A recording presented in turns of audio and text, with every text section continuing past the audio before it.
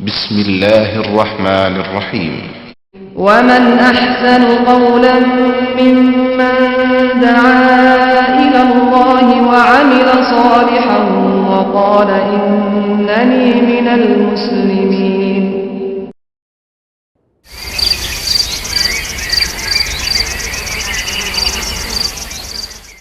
وبركاته. الحمد لله نحمده ونستعينه ونستغفره ونؤمن به ونتوكل عليه ونعوذ بالله من شرور أنفسنا ومن سيئات أعمالنا من يهده الله فلا مضل له ومن يضلل فلا هادي له وأشهد أن لا إله إلا الله وأشهد أن محمدا عبده ورسوله. أما بعد فإن خير الحديث كتاب الله وخير الهدي هدي محمد صلى الله عليه وسلم وشر الأمور محدثاتها وكل محدثة بدعة وكل بدعة ضلالة وكل ضلالة في النار. قال الله تبارك وتعالى في كلامه المجيد: أعوذ بالله السميع العليم من الشيطان الرجيم. بسم الله الرحمن الرحيم. يا أيها الذين آمنوا اتقوا الله حق تقاته ولا تموتن إلا وأنتم مسلمون واعتصموا بحبل الله جميعا ولا تفرقوا. اللهم صل على محمد وعلى آل محمد كما صليت على إبراهيم وعلى آل إبراهيم إنك حميد مجيد. اللهم بارك على محمد وعلى آل محمد كما باركت على إبراهيم وعلى آل إبراهيم إنك حميد مجيد. تمام قسم کی حمد و ثنا، کبریائی اور بڑائی اس اللہ عز و جل کے لیے لائق و زیبا ہے جس نے ہمیں اور آپ کو پیدا فرمایا، اور بیش بہا درود و سلام اس ذات مبارکہ مطہرہ پر جن کا نام نامی اسم گرامی احمد مجتبیٰ محمد مصطفیٰ صلی اللہ علیہ وسلم. برادران اسلام، نوجوان دوستوں، بزرگوں اور بھائیوں اور عزیز بچوں، آپ کو معلوم ہے کہ آج بتاریخ 14 جمادی الاولیٰ 1429 ہجری مطابق 29 مئی سن 2008 عیسوی کو اعلان کے ذریعے آپ کو یہ اطلاع دی جا چکی ہے کہ المکتب التعاونی للدعوت والارشاد وتوعیۃ الجالیات کے اس آفس میں ایک دینی اجتماع منعقد ہوا ہے، جس دینی اجتماع میں مجھ ناچیز کو حائل دعویٰ سینٹر سے مدعو کیا گیا، جس میں مجھے حکم دیا گیا ہے کہ میں ایک اہم موضوع پر اپنے بھائیوں سے گفتگو کروں اور ایک اہم موضوع پر قرآن و سنت کی روشنی میں کچھ باتیں ان تک پہنچاؤں. اور اعلان کے ذریعے آپ کو یہ بھی معلوم ہوگا کہ آج کا موضوع ہے چھوٹے کام بڑے دام. چھوٹے کام بڑے دام. موضوع واضح ہے، صاف ہے، آپ کی سمجھ میں بھی بات آ گئی ہوگی کہ آج کن باتوں کے اوپر یا کس بات کی طرف رہنمائی کی جائے گی اور آپ کو بتلایا جائے گا. باتیں ایسی ہیں جو بہت ہی چھوٹی، لیکن ان کا جو دام ہے، ان کی جو قیمت ہے، وہ بڑی عظیم قیمت ہے اور بہت بڑی بڑی قیمتوں والی چیزیں ہیں. عمومی طور پر چھوٹی چیزیں ہوتی ہیں، آدمی اس کی طرف توجہ نہیں دیتا، لیکن یہ ہمارے دین، ہمارے اسلام کی خوبی ہے،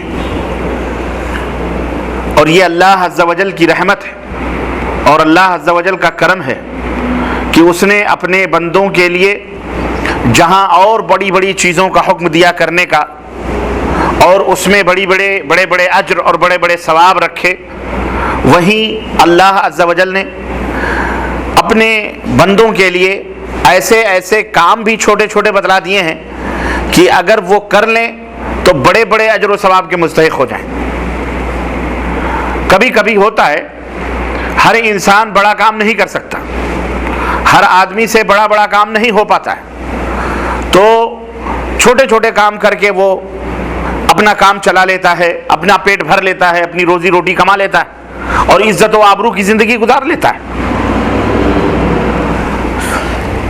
یہ ایک مثال ہے، آپ اسی سے سمجھیے کہ جو باتیں آپ کی خدمت میں رکھی جائیں گی اللہ اور اس کے رسول کی باتوں کی روشنی میں یا اللہ کے رسول صلی اللہ علیہ وسلم کی احادیث، وہ ہر ایک کے کرنے کی چیز ہے، ہر آدمی اسے کر سکتا ہے۔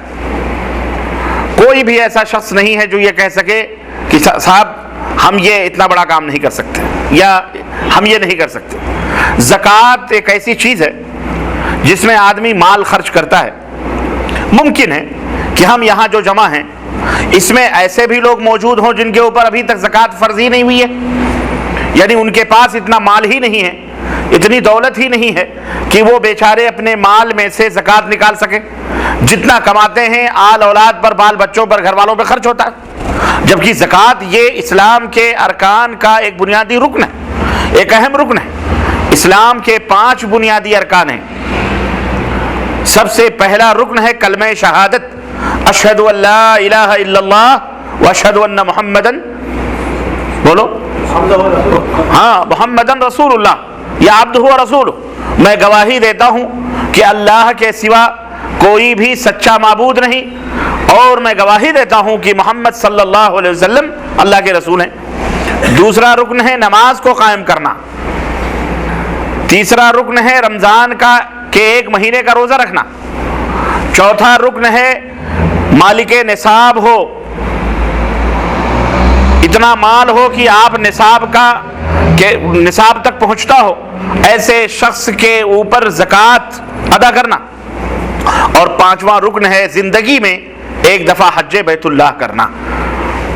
یہ 5 ارکان ہیں۔ ان میں سے نماز تو عام ہے، ہر مرد اور عورت، جوان بوڑھے پر فرض ہے اور یہ معاف بھی نہیں ہے۔ روزہ ایک ایسی عبادت ہے جس کا معاملہ یوں ہے کہ صاحب اس کے اندر بھی بسا اوقات بعض آدمی کو چھوٹ دے دی جاتی ہے، مریض ہے، بیمار ہے، مسافر ہے یا عورت ہے اور وہ حیض اور نفاس سے ہے، اس کے لیے یہ حکم ہے کہ وہ بعد میں روزے کی قضا کر لے۔ زکوٰۃ ہے اس آدمی کے اوپر فرض ہے جو آدمی دولت رکھتا ہو، مال رکھتا ہو۔ حج ہے اس آدمی کے اوپر فرض ہے جس کے پاس مال و دولت ہو اور جسمانی اور مالی دونوں قوت موجود ہو، جبکہ یہ اسلام کا رکن ہے۔ ممکن ہے کہ سارے کے سارے لوگ نہ کر سکیں اور اس کے اندر کچھ ارکان اسلام کے پورے ہوں، کچھ نہ پورے ہوں۔ کلمہ شہادت پورا ہے، نماز پڑھنا ہر ایک جانتا ہے۔ تو میرے عزیزوں، میرے دوستوں اور بھائیوں، آج جو گفتگو انشاءاللہ تبارک تعالیٰ آپ حضرات کی خدمت میں رکھنا چاہ رہا ہوں ہونے جا رہی ہے، یہ گفتگو، یہ بات چیت یا یہ چیز ایسی ہے کہ جس کے اندر انشاءاللہ تبارک تعالیٰ ہیں تو بڑی چھوٹی چھوٹی چیزیں اور آپ کر سکتے ہیں۔ لا یکلف اللہ نفسا الا وسعہا، پورا دین یقیناً ایک مسلمان متحمل ہے، طاقت و قوت رکھتا ہے، وہ ادا کر سکتا ہے۔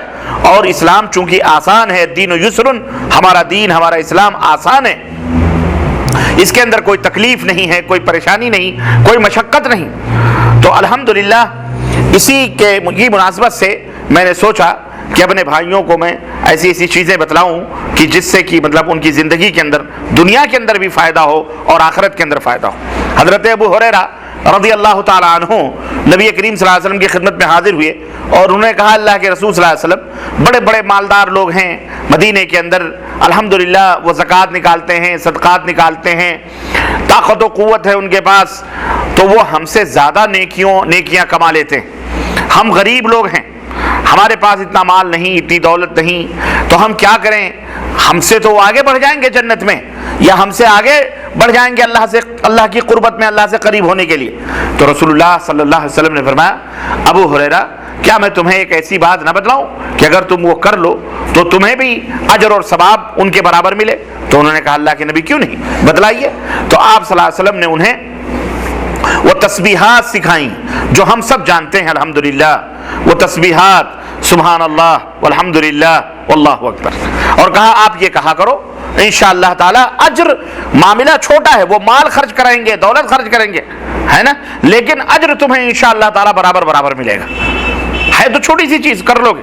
حضرت ابو ہریرہ رضی اللہ تعالیٰ عنہ اور جو غریب لوگ تھے وہ یہ پڑھنے لگے چپکے چپکے، لیکن ایک دن ایسا بھی آیا کہ یہ بات ظاہر ہو گئی اور پھر حضرت ابو ہریرہ رضی اللہ تعالیٰ عنہ نبی کریم صلی اللہ علیہ وسلم کی خدمت میں پہنچے اور نے کہا اللہ کے رسول صلی اللہ علیہ وسلم یہ بات تو اب امیروں کو بھی معلوم ہو گئی، یہ بات جو آپ نے ہمیں بتلائی تھی اب امیروں کو بھی معلوم ہو گئی، اب وہ لوگ بھی پڑھنے لگے، تو اب وہ لوگ مال بھی خرچ کر رہے ہیں، زکوٰۃ بھی دے رہے ہیں، دعائیں بھی پڑھ رہے ہیں، وہ بھی زیادہ سے زیادہ اجر پا رہے ہیں۔ تو اللہ کے نبی نے فرمایا کہ ابو ہریرہ ذالک فضل اللہ یؤتیہ من یشاء، ابو ہریرہ یہ اللہ کا فضل ہے، اللہ جس کو چاہتا ہے عطا فرماتا ہے۔ سمجھ بات آئی کہ نہیں آئی؟ تو کہنے کا مطلب یہ ہے کہ اللہ نے بڑوں کا بھی خیال رکھا ہے، چھوٹوں کا بھی خیال رکھا ہے۔ اللہ کے حبیب صلی اللہ علیہ وسلم نے اور ہمارے دین ہمارے اسلام کے اندر بڑوں کا بھی خیال رکھا جاتا ہے اور چھوٹوں کا بھی رکھا جاتا ہے، یہ ہمارے اسلام کی سب سے بڑی خوبی ہے۔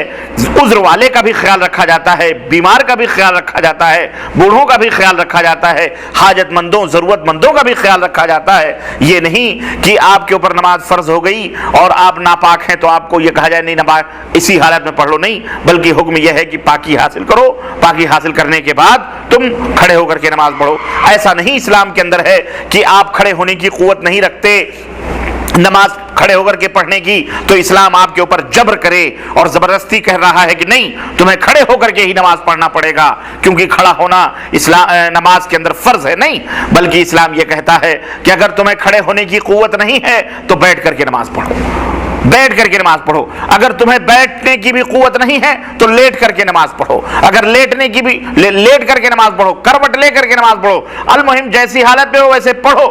اگر تمہیں ہاتھ اور پیر ہلانے کی بھی قوت نہیں ہے تو اپنے پلکوں کے اشاروں سے نماز پڑھو، لیکن نماز پڑھو۔ آپ کو اسلام نے یہ نہیں فرض قرار دیا ہے نہیں آپ کھڑے ہو کر کے ہی پڑھیں۔ سمجھ بات آئی کہ نہیں آئی؟ آپ مریض ہیں، آپ بیمار ہیں، آپ روزہ نہیں رکھ سکتے تو اسلام نے یہ نہیں کہا نہیں آپ کے اوپر روزہ رکھنا ہی ہے، نہیں، بلکہ اس کے لیے حکم یہ ہے کہ اس کے بدلے میں وہ فقیروں کو کھانا کھلاتا رہے، فقیروں کو کھانا کھلاتا رہے، پھر جب طاقت ہوگی تو وہ رکھ لے، ادا کر لے، کوئی حرج نہیں ہے اس کے اوپر۔ آپ کے اوپر اسلام نے زکوٰۃ کو فرض کیا اور یہ ایسا فرض ہے کہ جس کا انکار کرنے والا کافر ہے، لیکن یہ نہیں آپ کے اوپر اسلام نے یا اللہ نے جبر کیا کہ جاؤ محنت کرو، مزدوری کرو اور اتنا کماؤ اتنا کماؤ اتنا کماؤ کہ کیسے بھی جیسے بھی ہو سال میں ایک دفعہ زکوٰۃ نکالو۔ یہ حکم دیا اسلام نے یا اللہ نے؟ ایسا جبر تو اللہ نے نہیں کیا آپ کے اوپر۔ ہاں یہ ضرور ہے کہ اگر اللہ تمہیں مال و دولت عطا فرمائے، اگر اللہ تمہیں پیسے دے، اگر اللہ تمہیں پونجی دے، اگر اللہ تمہیں پراپرٹیز دے، اگر تمہیں اللہ مال و دولت عطا فرمائے تب اس میں سے زکوٰۃ نکالو، اگر نہیں دیا ہے تو خلاص اللہ نے تمہارے اوپر سے اس زکوٰۃ کو معاف کر دیا ہے کہ نہیں؟ تو اللہ نے امیروں کا بھی خیال رکھا ہے اور غریبوں کا بھی خیال رکھا ہے۔ اسلام کے اندر یہ ہے کوئی امیر کوئی غریب کوئی بھی ہو لیکن اسلام نے سب کا خیال رکھا ہے اور جو ہے سب کے لیے اللہ تبارک و تعالیٰ نے کچھ نہ کچھ چیزیں رکھی۔ تو آج کی گفتگو چھوٹے کام بڑے دام انشاءاللہ تبارک تعالیٰ ہماری ہوگی اور چند اہم باتیں ہیں جو میں آپ حضرات کی خدمت میں رکھوں گا۔ میرے عزیزوں، میرے دوستوں اور بھائیوں، ہم سب خواہش کرتے ہیں اور چاہتے ہیں کہ کم سے کم محنت ہو اور مزدوری زیادہ سے زیادہ ملے۔ ہر ایک آدمی کی تمنا ہوتی ہے، ہر ایک آدمی کی خواہش ہوتی ہے زیادہ سے زیادہ محنت کر کے اگر تھوڑی روزی ملتی ہے، اگر تھوڑی ملے تو ہم اپنے ملکوں کو چھوڑ کر سعودی عرب نہ آئیں۔ سعودی عرب ہم اسی لیے آئے ہیں کہ یہاں تھوڑا کام کر لیتے ہیں، 8 گھنٹے 9 گھنٹے ڈیوٹی کر لیتے ہیں، لیکن ہمیں مزدوری اتنی ملتی ہے جو ہمارے ہاں کی ڈبل ٹربل کئی گنا ہو جاتی ہے، جبکہ ہم اپنے ملکوں کے اندر 8 گھنٹے کے علاوہ نہیں 12 گھنٹے ڈیوٹی کرتے ہیں، لیکن ہمیں اتنی مزدوری نہیں مل پاتی جتنی کہ ہمیں یہاں تھوڑا کام کرنے پر مل جاتی ہے۔ اس لیے ہم نے اپنے وطن کو چھوڑا، اپنے ملکوں کو چھوڑا اور ہم یہاں آئے اور چند پیسوں کے لیے۔ تو یہ ایک فطرت ہے، یہ ایک نیچر ہے، یہ ایک طبیعت ہے انسان کی کہ وہ چاہتا ہے کہ تھوڑے سے تھوڑے مشقتوں میں زیادہ سے زیادہ بینیفٹ ملے، زیادہ سے زیادہ فائدہ ملے۔ اس لیے اسی مزاج کو، اسی طبیعت کو، اور یہ مزاج اسلام کے اندر ہے، موجود ہے، اور اللہ اور اس کے رسول نے ہمیں رہنمائی کی ہے کہ آؤ چلو تھوڑے تھوڑے بھی کام کر لو گے تو تمہیں ہم زیادہ سے زیادہ دے دیں گے۔ میرے عزیزوں، میرے دوستوں اور بھائیوں، ہم میں کون نہیں چاہتا ہے اور ہم میں ہر ایک اس بات کا خواہش اور متمنی ہے کہ وہ اللہ تبارک تعالیٰ سے قریب ہو جائے۔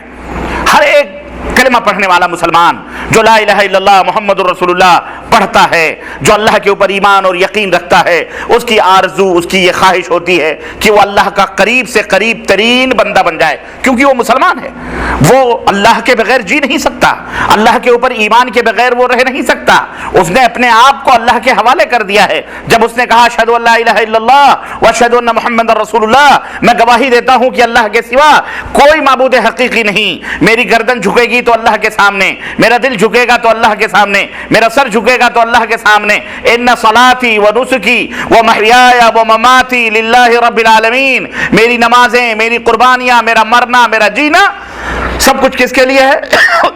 للہ رب العالمین، اللہ جو تمام عالموں کا پالنہار ہے اس کے لیے ہے۔ گویا ایک مومن اپنی زندگی کو مکمل طریقے پر اللہ کے حوالے کر دیتا ہے، اور یہی مسلمان کا مفہوم ہے اور یہی اسلام کا معنی ہے۔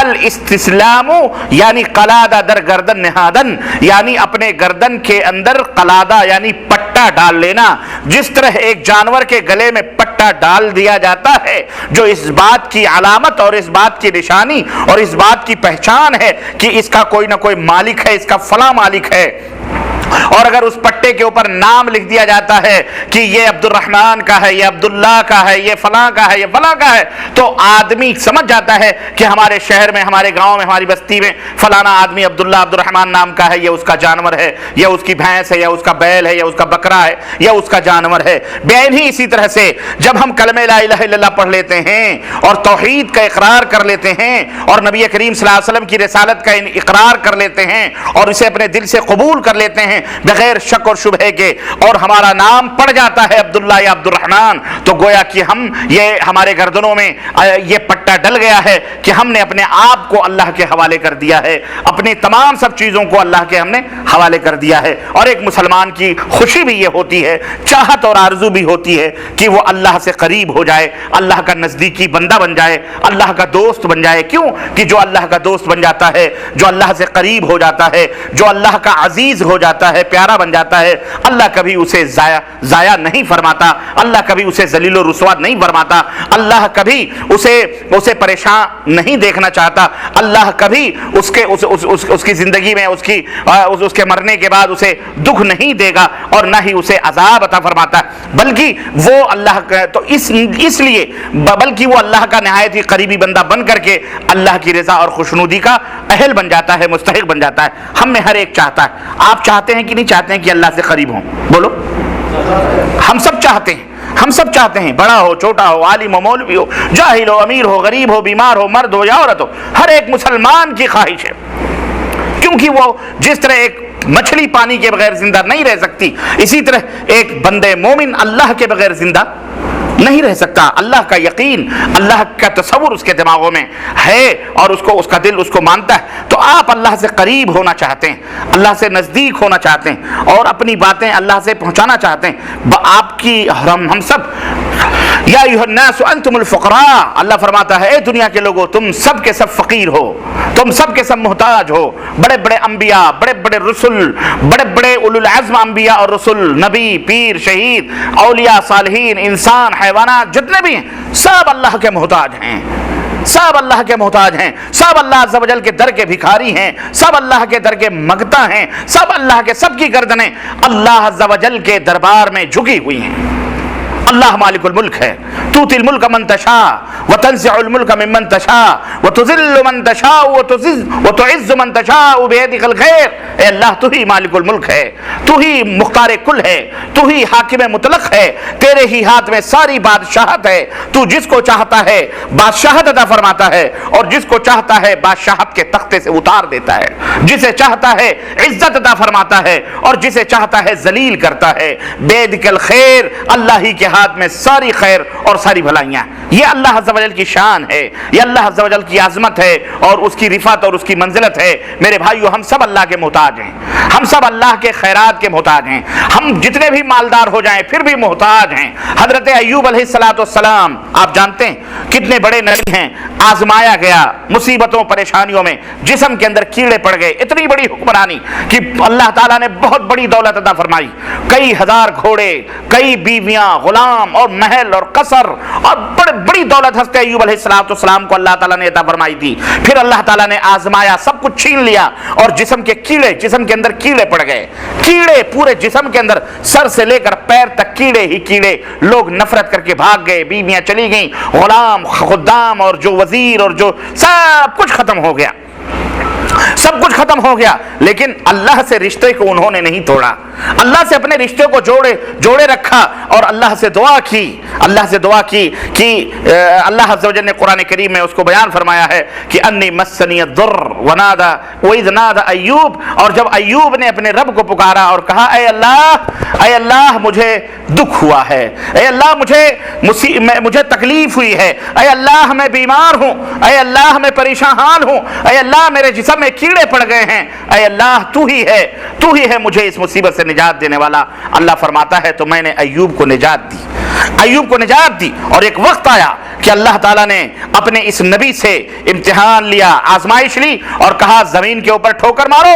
हजरत अय्यूब अलैहिस्सलाम ने जमीन पे ठोकर मारी और पानी का चश्मा उबला और अल्लाह ताला ने फरमाया इसी पानी से गुस्ल कर लो। हजरत अय्यूब ने उस पानी से गुस्ल किया, अल्लाह ने नौजवान सेहतमंद तंदुरुस्त हसीन और खूबरू नौजवान बना दिया, उनको खूबसूरत हो गए, हसीन और खूबसूरत हो गए। रिवायतों के अंदर आता है उनकी बीवी जो कहीं बेचारी खाना, एक बीवी बाकी बची थी जो कहीं खाना वगैरह मांगने के लिए गई थी, वो आई और जब अपने शौहर को खिलाने के लिए तो देखा कि कोई खूबसूरत हसीन और जमील गबरू नौजवान बैठा हुआ है, तो मारे शर्म के उन्होंने चेहरा छुपा लिया और दूसरी तरफ जाने लगी। हजरत अय्यूब अलैहिस्सलाम ने पुकारा, सुनो कहाँ जा रही हो? उन्होंने कहा कि मैं यहाँ अपने एक बीमार शौहर को छोड़ के गई थी, अब वो नहीं है, तुम अजनबी आदमी हो, तुम कौन हो? कहा इधर आओ, करीब आओ, मुझे गौर से बोले नहीं मैं अजनबी के पास नहीं आती। चुनाचे आता है कि हज़रत अय्यूब अलैहिस्सलाम ने जब मतलब उनको बतलाया कि मुझे गौर से देखो, मैं अय्यूब हूँ, तुम्हारा शौहर हूँ, तो उन्होंने खुशियों से, ऐसी बीवी की खुशियों का क्या कहना। फिर अल्लाह ताला ने उन्हें फिर मालो दौलत अता फरमाए, इम्तिहान में कामयाब हो गए, आजमाइश में कामयाब हो गए, फिर अल्लाह ताला ने मालो दौलत अता फरमाया। अर्ज करने का मतलब यह है कि अय्यूब अलैहिस्सलाम एक दफा गुस्ल खाने में गुस्ल कर रहे थे। असल वाकया जो मुझे बतलाना था कि अल्लाह की रहमतों के हम सब मोहताज हैं, अल्लाह की बरकतों के हम सब मोहताज हैं, और कोई भी हो कोई अल्लाह की बरकत से मुंह नहीं मोड़ सकता है। चुनांचे हज़रत अय्यूब अलैहिस्सलाम गुस्ल खाने में गुस्ल कर रहे थे, छत गुस्ल खाने की खुली हुई थी, ऊपर से अल्लाह ने आजमाइश ली, ऊपर से अल्लाह ने सोने की टिड्डियां बरसाना शुरू करी। गुस्ल खाने में सोने की टिड्डियां जानते हैं ना आप? हाँ, टिड्डी होती जो खेतों को, फसलों को बर्बाद करती आती है, तो सोने की टिड्डियां ऊपर से बरसने लगी और जब बरस करके हम्माम में गिर लगी, उसी नहाने की हालत ही में हजरत अय्यूब अलैहिस्सलाम समेट के पूरी टिड्डियां भरने लगे थैले में, पूरे किनारे करने लगे। जब ये मंजर अल्लाह रब्बुल इज्जत ने देखा तो निदा दी, आवाज दी कि अय्यूब तुमको हमने क्या नहीं अता किया है, तुमको हमने क्या क्या नेमतें और क्या क्या दौलतें नहीं अता की हैं, लेकिन हम्माम के अंदर हो, इस हालत में हो, गुस्ल कर रहे हो और तुम्हारा पेट अभी तक नहीं भरा, इतनी दौलतें तुमको हमने अता की, हुकूमत, सल्तनत, घोड़े, खादिम, नौकर, सब कुछ और जमीन जायदाद सब कुछ तुम्हारे पास मौजूद है, फिर भी तुम इतने हरीस और लालची कि हम्माम में सोने की टिड्डियां बटोर रहे हो। अल्लाह अकबर। लेकिन नबी होता है बड़े की, कहते हैं होनहार बिरवा के चिकने पात, जो बड़ा होता है उसकी बात भी बहुत बड़ी होती है, उसका कलाम भी ऊंचा होता है। कलामुल इमाम इमामुल कलाम, इमामों का जो कलाम होता है, इमामों की जो बात होती है, वो बात भी तमाम बातों का इमाम होती है, गुफ्तगू भी आला और बड़ी होती है कि नहीं है? तो हजरत अय्यूब अलैहिस्सलाम ने कहा, ऐ अल्लाह भला तेरी बरकतों और रहमतों से किस बदनसीब का पेट भरने वाला है, तेरी बरकतों से किसका पेट भरा है? ये तो बरकत है जो तेरी तरफ से आ रही है और मैं उसे जमा कर रहा हूं, इसकी मैं नाशुक्री कैसे कर सकता हूं? तो ये मालदारों के लिए नसीहत है इसके अंदर कि अल्लाह अता फरमाए तो घमंड नहीं करना चाहिए, गुरूर नहीं करना चाहिए, नमरूद और हामान शद्दाद नहीं बन जाना चाहिए, कारून नहीं बन जाना चाहिए कि ये सब हमारे मेहनतों की कमाइयां, नहीं, ये अल्लाह की देन है, अल्लाह ने तुम्हें अता किया है, तुम उसे गरीबों, फकीरों, मिस्कीनों, हाजतमंदों, जरूरतमंदों के ऊपर सर्फ करो। तो अर्ज करने का मतलब यह है कि मेरे अजीजों, मेरे दोस्तों, हम में हर एक अल्लाह अज़्ज़ व जल का मोहताज है, हम में हर एक अल्लाह तबारक तआला के दर का भिखारी है, और हम में हर एक ये चाहता है कि अल्लाह का करीबी बंदा बन जाए। क्यों? कि जब अल्लाह का करीबी बन जाएगा तो ये जो मालिकुल मुल्क है वो क्या क्या उसे अता कर दे कुछ नहीं कहा जा सकता। آپ نے ہر ایک مزدور یہاں پہ مزدوری کرتا ہے، اگر اسے کسی امیر کی صحبت مل جائے یا کسی امیر کے ہاں اسے رسائی مل جائے اور اس کے دربار میں صبح شام جائے تو اپنے آپ کو بھی امیر سمجھنا شروع کر دیتا ہے، اور کسی امیر سے اپنے آپ کو کم نہیں سمجھتا، ہے کہ نہیں؟ اس کو بھاؤ کھانا، جس کو ہماری زبان میں کہتے ہیں بہت بھاؤ کھا رہا ہے نہیں؟ امیر تو امیر ہے میاں، اگر کوئی کفیل ہے اور کفیل کا لاڈلا بن جاتا ہے تو سینہ تان کر کے چلتا ہے، میرا کوئی کچھ نہیں کر سکتا، میں قریے کی بستی کے جبے کے امیر کا آدمی ہوں، ہر ایک آدمی اپنے آپ کو مدیر سے دوستی ہے، میری فلانے سے دوستی ہے، ٹھکانے سے دوستی ہے۔ اللہ اکبر! یہ چھوٹے چھوٹے لوگ جو خود محتاج ہیں، جو خود کیا ہیں؟ محتاج۔ اور مجھے ایک واقعہ یاد آیا کہ ایک شخص غریب تھا، وہ شہر کے امیر کے پاس گیا اپنے قبیلے کے، اور اس نے کہا کہ میں غریب ہوں، مجھے کچھ دو۔ اس نے کہا کہ تم جاؤ شہر کے امیر کے پاس جاؤ۔ وہ شہر کے امیر کے پاس گیا، اس نے کہا وزیر کے پاس جاؤ، کہا اس کے پاس جاؤ، اس سے وزیر نے کہا بھائی میں کیا دے سکتا ہوں، ایسا ہے کہ جو بادشاہ ہے تم اس کے پاس جاؤ، اس سے کہو تمہاری پریشانی دور ہو جائے گی۔ چنانچہ جب وہ بادشاہ کے دربار میں ان سب سے جوجھتے ہوئے بیچارہ بادشاہ کے دربار میں پہنچا تو دیکھا بادشاہ مسجد کے اندر نماز پڑھنے کے بعد میں وہ اپنے دونوں ہاتھوں کو اٹھا کر کے اور گڑ گڑا کر کے دعا کر رہا ہے۔ یہ جا کے پیچھے کھڑا ہوا، اس نے دیکھا کہ بادشاہ کچھ مانگ رہا ہے، پلٹنے لگا، اتنے میں بادشاہ نے دعا ختم کری اور پلٹ کر کے دیکھا، کہا کہ کون ہو بھائی، کیا بات ہے، کیوں آئے ہو؟ کہا میں آیا تھا ایک غرض، ایک ضرورت لے کر کے، لیکن میں خود دیکھ رہا ہوں کہ تم خود کسی کے سامنے ہاتھ پھیلا کے مانگ رہے ہو۔ اللہ، جب تم خود کسی سے مانگ رہے ہو تو ایک مغدے کی مراد تم کیسے پوری کر سکتے ہو؟ تو میں نے سوچا کہ جس سے بادشاہ مانگ رہا ہے اتنا بڑا ہو کے، اس بادشاہ سے میں کیوں نہ مانگوں جس سے بادشاہ مانگ رہا ہو، اس لیے تم سے کچھ نہیں چاہیے۔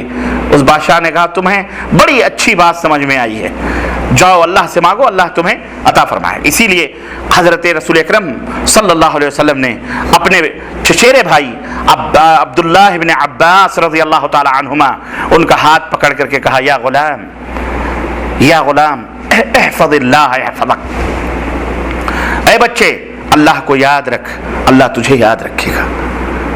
احفظ اللہ تجد تجاہک، اللہ کو یاد رکھ، اللہ کو ہر میدان میں اپنا مددگار پائے گا۔ وَإِذَا سَأَلْتَ فَاسْأَلِ اللَّهِ، اور جب کچھ کوئی بھی چیز مانگنا ہے تو اللہ سے مانگو۔ وَإِذَا سَأَلْتَ فَاسْأَلِ اللَّهِ، جب مانگنا ہے کوئی چیز تو اللہ سے مانگ۔ وَإِذَا اسْتَعَنْتَ فَاسْتَعِنْ بِاللَّهِ، جب تجھے کوئی مدد طلب کرنی ہے تو اللہ سے مدد طلب کر۔ اور سن، اگر پوری دنیا تجھے کسی چیز کے دینے کے اوپر جمع ہو جائے اور اللہ نے تیرے مقدر میں اسے نہ دینا لکھا ہے کہ یہ اس کو نہیں ملنا ہے، تو پوری دنیا مل کے اسے دے سکتی؟ بولو۔ اللہ کے رسول صلی اللہ علیہ وسلم نے فرمایا، اور اگر اللہ کوئی چیز تجھے دینا چاہے اور پوری دنیا مل کے اس کی مخالفت کرے کہ اسے نہ ملے، تو اسے جو اللہ دینا چاہتا ہے اسے کوئی روک سکتا؟ وہ پوری دنیا روک سکتی؟ نہیں روک سکتی۔ یہ اللہ رب العزت کے اوپر توکل اور اللہ رب العزت پر بھروسہ۔ تو عرض کرنے کا مطلب یہ ہے کہ ہم سب محتاج ہیں اللہ تعالیٰ کے، ہم میں ہر ایک اللہ کا قریبی بننا چاہتا ہے، اور قریب بننے کے کتنے فائدے ہیں یہ آپ اور ہم پر مخفی نہیں ہیں میرے عزیزو۔ جو اللہ کا قریبی بن جاتا ہے، جو اللہ کا دوست بن جاتا ہے، اللہ اس کا ہاتھ بن جاتا ہے، اللہ اس کے پاؤں بن جاتا ہے، اللہ اس کی آنکھیں بن جاتا ہے، اللہ اس کے کان بن جاتا ہے، جن کانوں سے وہ سنتا ہے، جن آنکھوں سے وہ دیکھتا ہے، اور جن پاؤں سے وہ چلتا ہے، اور جن ہاتھوں سے وہ دیتا ہے۔ تو ہم میں ہر ایک اللہ کا قریب ہونا چاہتا ہے، اور بالخصوص ہم میں جو پریشان حال ہیں وہ چاہتے ہیں کہ اپنی باتوں کو اللہ سے کہیں اور زیادہ سے زیادہ قریب ہو کر کے کہیں۔ تو اللہ کے رسول صلی اللہ علیہ وسلم نے ہمیں طریقہ بتلایا ہے کہ تم اللہ سے کیسے قریب ہو سکتے ہو، اللہ کے کیسے نزدیکی بن سکتے ہو۔ تو نبی کریم صلی اللہ علیہ وسلم فرماتے ہیں کہ اقرب ما یکون العبد من ربہ وہو ساجد فاکثر الدعاء، رواہ مسلم۔ صحیح مسلم کی یہ حدیث، امام مسلم نے اپنی کتاب کے اندر اس حدیث کو ذکر فرمایا ہے کہ اللہ کے رسول صلی اللہ علیہ وسلم نے فرمایا کہ بندہ اپنے رب سے سب سے زیادہ قریب کب ہوتا ہے؟ اللہ کے حبیب فرماتے ہیں جب وہ سجدے کی حالت میں ہوتا ہے۔ جب وہ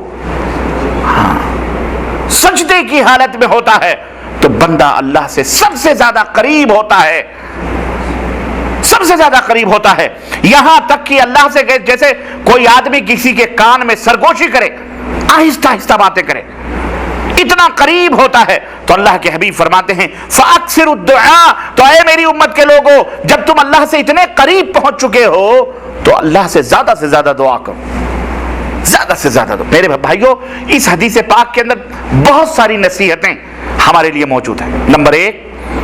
نمبر ایک سب سے بڑی نصیحت یہ ہے کہ ہم اس میں گویا ہمارے نبی ہمیں یہ تعلیم دے رہے ہیں کہ تم زیادہ سے زیادہ سجدے میں جب بندہ قریب ہوتا ہے تو مطلب یہ ہے کہ زیادہ سے زیادہ نمازیں پڑھو، زیادہ سے زیادہ فرائض کے علاوہ جو نوافل ہیں ان نوافل کا اہتمام کرو، ان سنتوں کا اہتمام کرو۔ جب رات کی تاریکیوں میں دنیا سو رہی ہو اس وقت اٹھ کر وضو بنا کر رب کی بارگاہ میں مصلی بچھا کر سجدے کرو، نماز پڑھو، اور اس نماز میں اس سجدے کی حالت میں جب تم اللہ سے قریب ہو جاؤ اس وقت اللہ سے زیادہ دعا کرو، اللہ سے قریب بن جاؤ۔ ایک صحابی رسول حضرت ربیعہ اسلمی تہجد کے وقت اللہ کے نبی کو پانی دیا کرتے تھے وضو بنانے کے لیے۔ ایک دفعہ اللہ کے رسول صلی اللہ علیہ وسلم نے فرمایا سل یا ربیعہ، سب ربیعہ تم کو کچھ چاہیے تو مانگو، کچھ چاہیے تو مانگو۔ انہوں نے کہا صحابی رسول ہیں، ہم اور آپ تو نہ جانے کیا کیا مانگتے اللہ کے نبی سے، لیکن وہ چونکہ صحاب رسول ہیں، دنیا جہان کی دولتیں ان کے سامنے، نبی موجود ہے تو ہیچ ہے، ان کو کیا چاہیے تھے؟ وہ تو نبی پر اپنی اولاد تک کو قربان کر دیا کرتے تھے، مال و دولت تو بڑی دور کی بات رہی۔ اولاد جو سب سے زیادہ دل سے قریب ہوتی ہے، جو سب سے زیادہ عزیز ہوتی ہے، اللہ کے نبی کے اشاروں پر اپنی اولاد کو بھی قربان کر دیا کرتے تھے۔ اپنی اور اولاد تو پھر بھی اولاد جان سے عزیز تو کوئی چیز نہیں ہوتی، لیکن اللہ کے نبی کے اشاروں پر اپنی جانوں تک کو قربان کر دیا کرتے تھے۔ انہوں نے کہا اللہ کے نبی دنیا میں آپ کی خدمت کر رہا ہوں، تہجد کے وقت آپ کو پانی دیا کرتا ہوں، اسألک مرافقتک فی الجنہ یا رسول اللہ، اے اللہ کے نبی میں مرنے کے بعد یہ چاہتا ہوں کہ جب جنت میں جاؤں تو آپ کی صحبت میں وہاں رہوں، اللہ اکبر، وہاں بھی آپ کی صحبت میں رہوں۔ اور آپ جانتے ہیں کہ ہمارے نبی کا مقام کتنا بلند ہے، ہمارے نبی کا مقام تمام نبیوں میں سب سے بلند مقام، اللہ کے بعد جو سب سے اعلیٰ مقام ہے وہ کس کا ہے؟ خاتم النبیین، آخری نبی حضرت محمد الرسول اللہ صلی اللہ علیہ وسلم، سید الانبیاء ہیں وہ، سید العرب والعجم ہیں وہ۔ بھائیو کہتے ہیں بادشاہ کے ساتھ کھانے والا بادشاہ کا کھانا کھاتا ہے کہ نہیں؟ بادشاہ کے ساتھ رہنے والا محلوں میں رہتا ہے، وہ جھوپڑ پٹیوں میں اور روڈوں پر سڑکوں پہ نہیں رہتا ہے، حالانکہ بھلے وہ نوکر ہے لیکن رہتا کہاں ہے؟ ہاں کہتے ہیں نا، کسی شاعر نے کہا تھا کہ ہوں تو میں تم سے چھوٹا لیکن یہی کیا کم ہے کہ تمہارے برابر کھڑا ہوں میں۔ ہیں تو وہ امتی لیکن طلب کیا کر رہے ہیں؟ وہ مقام جو سب سے بلند و بالا جنت کا ہے، جہاں ہمارے اور آپ کے آخری نبی حضرت محمد الرسول اللہ صلی اللہ علیہ وسلم کی رہائش ہے، نوکری ہی کے بہانے سے ہی لیکن وہاں رہیں گے نا۔ مرافقتک فی الجنہ، جنت میں آپ کی صحبت چاہتا ہوں اللہ کے نبی، کہ میں آپ کے ساتھ رہوں، وہاں بھی خادم بن کے رہوں۔ اللہ کے نبی نے فرمایا اچھا یہ بات ہے تو فاعنی بکثرت السجود، تو اے ربیعہ کثرت سجود سے میری مدد کرو، یعنی کثرت سجود سے میری مدد کرو، زیادہ سے زیادہ نوافل ادا کرو، زیادہ سے زیادہ اللہ سے قریب ہونے کی کوشش کرو، اور نوافل پڑھنے سے بندہ اللہ سے کیا ہوتا ہے؟ قریب ہوتا ہے، اللہ سے نزدیک ہوتا ہے۔ سمجھ بات آئی؟ تو یہ کتنی چھوٹی بات ہے، یہ آپ کو نہ مال لگ رہے ہیں نہ پیسے لگ رہے ہیں، کچھ بھی نہیں، آپ کو اللہ کی قربت نصیب ہو رہی ہے۔ کیسے؟ وضو بناؤ، مصلی بچھاؤ، نمازیں پڑھو، اللہ سے قریب ہو جاؤ، ہے کہ نہیں؟ یہ ہے چھوٹے دام، کیا ہے؟ چھوٹے کام اور بڑے، کتنا بڑا دام ہے جناب علی، کتنی بڑی قیمت ہے یہ ہے چھوٹا کام، چھوٹے کام بڑے دام۔ اسی طرح سے اور بھی چیزیں ہیں، میں زیادہ وقت آپ کا نہیں لینا چاہتا، وقت بھی کم ہے، باتیں زیادہ ہیں اس لیے میں ایک ایک پوائنٹ پر اگر گفتگو کروں گا تو ایک ایک گھنٹے لگ جائیں، لیکن میں مختصراً چند چیزیں آپ کو بتاؤں گا میں. اسی طرح سے کیا آپ یہ نہیں چاہتے کہ آپ کو حج کا ثواب چھوٹا سا کوئی کام ہو کر لیں اور آپ کو اللہ تعالیٰ حج کے برابر ثواب عطا فرمائے؟ حج آپ کے بس میں نہیں ہے، آپ نہیں کر سکتے، کیونکہ اس میں پیسے لگتے ہیں، مشقت لگتی ہے، قوت لگتی ہے، یا کوئی نہیں کر سکتا یا مشکل ہو جاتی. تو حج کے برابر اللہ تعالیٰ آپ کو اجر عطا فرمائے. تو اللہ کے رسول صلی اللہ علیہ وسلم فرماتے ہیں العمرۃ فی رمضان تعدل حجۃ او حجۃ معی، متفق علیہ. صحیح بخاری اور صحیح مسلم کی یہ روایت. اللہ کے رسول صلی اللہ علیہ وسلم فرماتے ہیں کہ جو بندہ رمضان المبارک کے اندر عمرہ کرتا ہے، رمضان المبارک کے اندر عمرہ کر لے، اللہ اسے ایک حج کا ثواب عطا فرماتا ہے. اور ایک دوسری روایت میں ہے اللہ کے حبیب فرماتے ہیں کہ رمضان المبارک کے اندر عمرہ کرنا حج کے ایسے ہے، اس کا ثواب اتنا ہے کہ جیسے اس بندے نے میرے ساتھ حج کیا ہو. یہ ہے چھوٹے کام بڑے دھام. اللہ نے توفیق عطا فرمائی آپ کو. مملکت سعودیہ عربیہ میں ہے، بخیلی نہ کرو، سستی نہ کرو، غفلت نہ کرو. رمضان میں عمرہ جالیات سے بھی بسیں جاتی ہیں، یہاں سے بھی بسیں جاتی ہیں، کوشش کرو نہ ملے کچھ بھی نہیں، 100-200 میں بس پکڑ کر کے چلے جاؤ، رمضان میں عمرہ کر کے آؤ. وہ اس عمرے کا ثواب ایسا ہے جیسے کہ ایک حج کرنے کا ثواب، اور وہ بھی حج جو نبی کریم صلی اللہ علیہ وسلم کے ساتھ. اور یہ ثواب قیامت تک آنے والے تمام مسلمانوں کے لیے. یہ ہے میرے عزیزو چھوٹے کام اور بڑے دام. چھوٹے کام اور بڑے دام ہے کہ نہیں؟ موضوع سمجھ میں آ رہا ہے کہ نہیں آ رہا ہے؟ الحمدللہ. یہ ہے میرے عزیزو میرے دوستو چھوٹے کام بڑے دام. اسی طرح سے ہم سب یہ چاہتے ہیں کہ ہمارا رب، ہمارا مالک ہم سے راضی رہے، ہم سے خوش رہے. جب وہ خوش رہے گا تو پوری کائنات خوش رہے گی. اللہ کے رسول صلی اللہ علیہ وسلم ارشاد فرماتے ہیں کہ اگر کوئی شخص لوگوں کو خوش کر کے، لوگوں کو خوش کرنے کے لیے اللہ کو ناخوش کرتا ہے، غور سے سننا، یہ صحیح بخاری کی روایت ہے یہ کہ اللہ کے رسول صلی اللہ علیہ وسلم فرماتے ہیں لوگوں کو خوش کرنے کے لیے اگر کوئی شخص اللہ کو ناراض کرتا ہے تو اللہ تو ناراض ہوتا ہی ہے، اللہ اپنے بندوں کو بھی اس سے ناراض کر دیتا ہے. اس کی انگلیوں کے درمیان، اللہ کی انگلیوں کے درمیان لوگوں کے دل ہوتے ہیں. یہ بات بڑے غور سے سننا، کبھی ڈرو نہیں بندوں سے. کوئی بڑا ہو، امیر ہو، بادشاہ ہو، ڈرنا نہیں.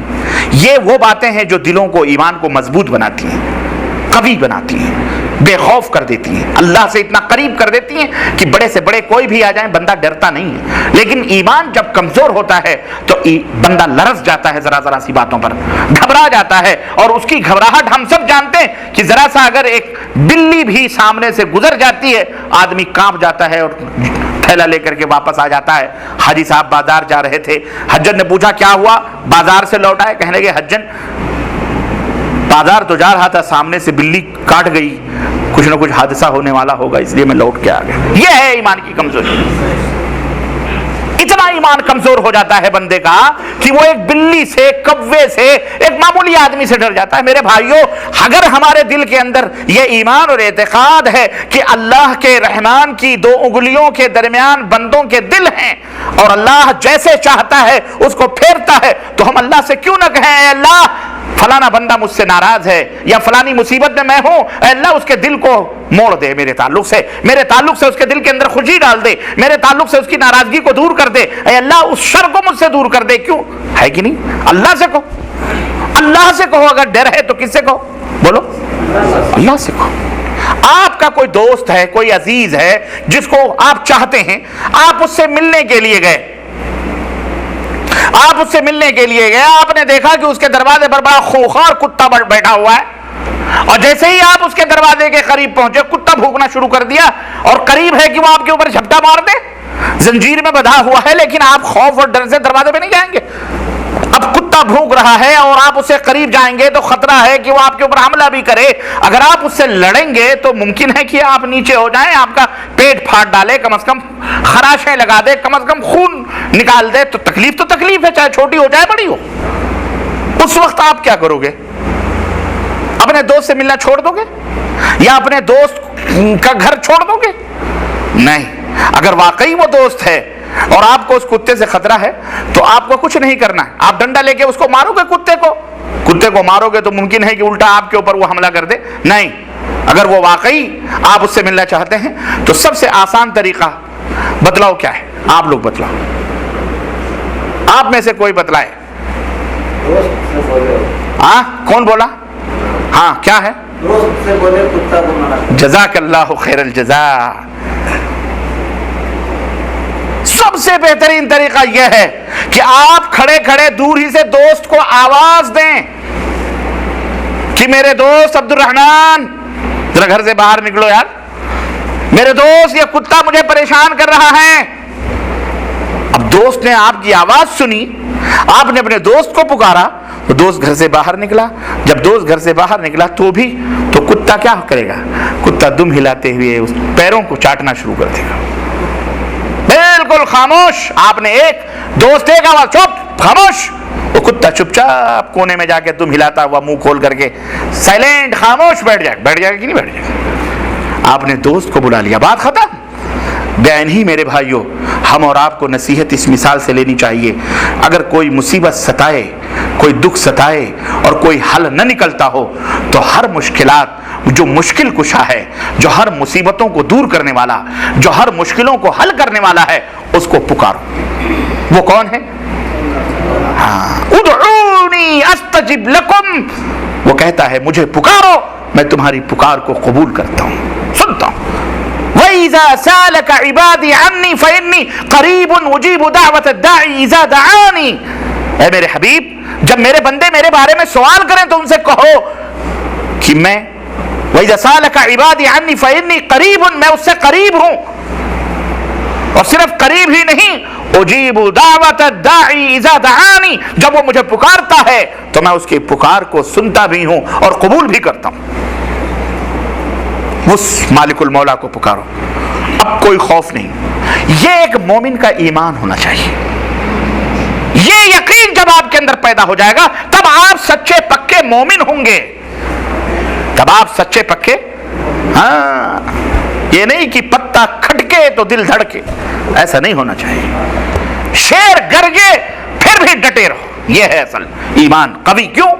موت تو ایک دن آنی ہے. اللہ عز و جل, صحابہ کرام جب لڑنے کے لیے جاتے تھے میدان جہاد میں تو بڑے بڑے پہلوان, بڑے بڑے رستم ان سے پوچھتے تھے تمہیں زندگی کا ڈر نہیں لگتا, تمہیں اپنی جانوں کا خوف نہیں ہے؟ تو وہ کیا جواب دیتے تھے؟ ہم نے اپنی جانوں کو اللہ کے ہاتھوں بیچ دیا ہے, ہمیں پتا ہے کب مرنا, ہمیں پتا ہے کہ مارنے اور جلانے والا اوپر بیٹھا ہے, ہمیں پتا ہے کہ مارنے اور جلانے والا اوپر ہے, عرش والا ہے. ہمیں موت اس کے حکم کے بغیر آ سکتی, تلوار کی چھاؤں میں ہو کہ سمندروں میں ہو کہ بستروں میں ہو, جب آنی ہے تو آئے گی, اپنے وقت پر آئے گی. اس لیے ہمیں موت سے ڈر نہیں لگتا, ہمیں اگر ڈر ہے تو صرف اللہ سے ڈر. بس میرے عزیزو, یہ ہے ایمان قوی. اس طرح کا ایمان مضبوط بناؤ, اپنے اللہ سے اس طرح رشتہ رکھو. ہم سب چاہتے ہیں کہ ہمارا مولا ہم سے راضی ہو جائے, ہم سے خوش ہو جائے, اور جب وہ خوش ہو جائے گا تو کیا کیا نعمتیں اور کیا کیا برکتیں اور کیا کیا رحمتیں عطا فرمائے گا. تو سنو کیسے اللہ خوش ہوتا ہے. اللہ کو خوش کرنے کا ڈھنگ اور طریقہ کوئی بہت بڑا نہیں ہے, بڑی مختصر جیسا کہ چھوٹے کام ہیں اور اس کے دام کتنے بڑے ہیں. اللہ کے رسول صلی اللہ علیہ وسلم فرماتے ہیں کہ ان اللہ لیرضی عن العبد ان یاکل الاکلۃ فیحمدہ علیہا. اس میں ہے آم کے آم گٹھلیوں کے دام, اس میں ہے آم کے آم اور گٹھلیوں کے, آم بھی کھا لیے آپ, گٹھلی کے دام بھی آپ کو واپس آ گئے. یہ دیکھو اللہ کے نبی نے فرمایا کہ بندہ جب کھانا کھا کر اللہ کا شکر ادا کرتا ہے اور کہتا ہے الحمدللہ, تو اللہ اس سے راضی اور خوش ہو جاتا ہے. پیٹ بھی بھر گیا اور کھانا کھا کے آپ نے کیا کر لیا؟ اللہ کا شکر بھی ادا کر لیا. اس سے بندے کو اللہ کی رضا اور خوشنودی مل جاتی ہے۔ اس لیے کبھی بھی کھانا کھانے کے بعد کھانے کی دعا بولو نہیں بھولنا چاہیے۔ کھانے کی کیا دعا ہے؟ کھانا کھانے کے بعد کی کیا دعا ہے؟ کھانا شروع کرنے سے پہلے کی کیا دعا ہے؟ بسم اللہ۔ کیا ہے؟ بسم اللہ کر کے داہنے ہاتھ سے کھانا کھاؤ۔ اللہ کے نبی صلی اللہ علیہ وسلم کی صحیح حدیث بخاری کی کہ اللہ کے نبی 3 انگلیوں سے کھانا کھاتے تھے۔ آج تو ہم پتہ نہیں کیسے کیسے سڑبوڑ کر کے یوں پورا سڑپ مارتے ہیں۔ یہ طریقہ صحیح نہیں ہے۔ ٹھیک ہے، میں نہیں کہتا گناہ ہے، لیکن سنت نبوی کے خلاف ہے۔ اللہ کے نبی کس سے کھاتے تھے؟ 3 انگلیوں سے آپ صلی اللہ علیہ وسلم کھانا کھاتے تھے۔ یہ سنت ہے۔ سنت کیا ہے؟ 3 انگلیوں سے کھانا کھائے، داہنے ہاتھ سے کھائے اور بسم اللہ کر کے کھائے۔ بسم اللہ، بسم اللہ الرحمن الرحیم نہیں، بسم اللہ۔ کیا؟ ہاں، بہت سارے لوگ کہتے ہیں بسم اللہ الرحمن الرحیم نہیں، اس لیے کہ ہر موقع کی الگ الگ دعا ہے۔ بسم اللہ الرحمن الرحیم کسی اور موقع کی، ذبح کرنے کے وقت بسم اللہ الرحمن الرحیم پڑھتے ہیں؟ بولو، جانور مرغی چڑیا ذبح کرتے وقت بسم اللہ الرحمن الرحیم ہی پڑھا۔ اس وقت کی دعا کیا ہے؟ بسم اللہ اللہ اکبر، بسم اللہ اللہ۔ ایسے ہی کھانے کی دعا اللہ کے نبی نے کیا سکھلائی ہے؟ بسم اللہ۔ جب شروع کرو تو اگر بھول گئے تو درمیان میں جب یاد آئے تب بسم اللہ کر لیا کرو۔ بسم اللہ اولہ وآخری، بسم اللہ اولہ وآخری۔ اور جب کھانا کھا چکو تو اس وقت الحمدللہ الذی اطعمنی وسقانی وجعلنی من المسلمین، یہ دعا پڑھ لیا کرو۔ الحمدللہ الذی اطعمنی وسقانی، تمام تعریفیں اس اللہ کے لیے ہیں جس نے مجھے کھلایا اور جس نے مجھے پلایا۔ کس نے کھلایا پلایا؟ بولو، اللہ نے۔ اے اللہ تیرا کھایا، کسی کے باپ کا ہاں نہیں کھایا۔ اللہ کا کھاتے ہیں، اللہ کا پیتے ہیں، کسی کا نہیں کھاتے پیتے ہیں۔ آپ نے کھلا دیا پلا دیا، اللہ آپ کو بھی جزائے خیر دے، آپ کا بھلا ہے اس کے اندر، ہے کہ نہیں؟ لیکن حقیقت میں کون کھلانے پلانے والا ہے؟ اللہ عز و جل ہے۔ وَجَعَلَنِي مِنَ الْمُسْلِمِينَ، اور اس اللہ کا شکر ہے جس نے ہمیں مسلمانوں میں سے بنایا، ہمیں نافرما برداروں میں سے، کافروں میں سے، غیر مسلموں میں سے، غیر ہدایت یافتہ ضالین مغضوب علیہم میں سے نہیں بنایا۔ اللہ کا شکر ہے کہ جس نے ہمیں مسلمان اسلام کی دولت سے نوازا ہے۔ اس پر اللہ کا شکر ادا کرنا چاہیے، غرور نہیں کرنا چاہیے، فخر نہیں کرنا چاہیے۔ ہمارے ملکوں میں، ہندوستان میں لکھتے ہیں فخر سے کہو ہم ہندو ہیں۔ ابے ہندوت پہ بھی فخر کرنا کوئی فخر ہے؟ حیوانیت پہ کوئی فخر کرے تو فخر ہے؟ یہ گندگیت پہ کوئی ناز کرے تو یہ ناز ہے؟ اب اسی ضمن میں ہمارے مسلمان بھائیوں نے بھی، بعض لوگوں نے کیا کیا؟ فخر سے کہو ہم مسلمان ہیں۔ نہیں کرنا چاہیے، فخر نہیں ہے، فخر نہیں ہے، بلکہ ہم اللہ کا کیا کریں؟ شکر ادا کریں کہ اللہ تیرا شکر ہے کہ تو نے ہمیں اسلام کی دولت عطا فرمائی ہے، ورنہ اگر تو ہدایت نہ دیتا تو ہم ہدایت والوں میں سے نہ ہوتے۔ یہ اللہ کا شکر ادا کریں، اللہ کا شکر ادا کریں۔ تو اللہ کی رضا اور خوشنودی اگر چاہتے ہیں تو کھانے کے بعد اللہ کی تعریف کریں، الحمدللہ کہیں۔ اللہ کے رسول صلی اللہ علیہ وسلم فرماتے ہیں کہ پانی پی کر، کھانا کھا کر الحمدللہ جب آدمی کہتا ہے تو اللہ رب العزت اس سے کیا ہوتا ہے؟ خوش ہوتا ہے۔ تیسری بات، ہم میں کون نہیں چاہتا ہے کہ جنت میں گھر بنے؟ بولو، ہم میں آپ حضرات چاہتے ہو کہ نہیں چاہتے ہو کہ ہمارا ایک گھر جنت میں بنے؟ کیا کرو گے پھر؟ اللہ، آؤ، چھوٹے کام بڑے دام، جنت میں گھر بناؤ۔ جنت میں گھر کیسے بنائیں؟ دنیا میں اتنی محنت کر کے تو جوتیاں کھس گئیں، اپنا وطن، اپنا عزیز، اپنے اقارب، بیوی بچے چھوڑ کر کے ہم یہاں مر رہے ہیں کہ ایک جھوپڑی جو ہے کیا کہتے ہیں پختہ ہو جائے، پکی ہو جائے۔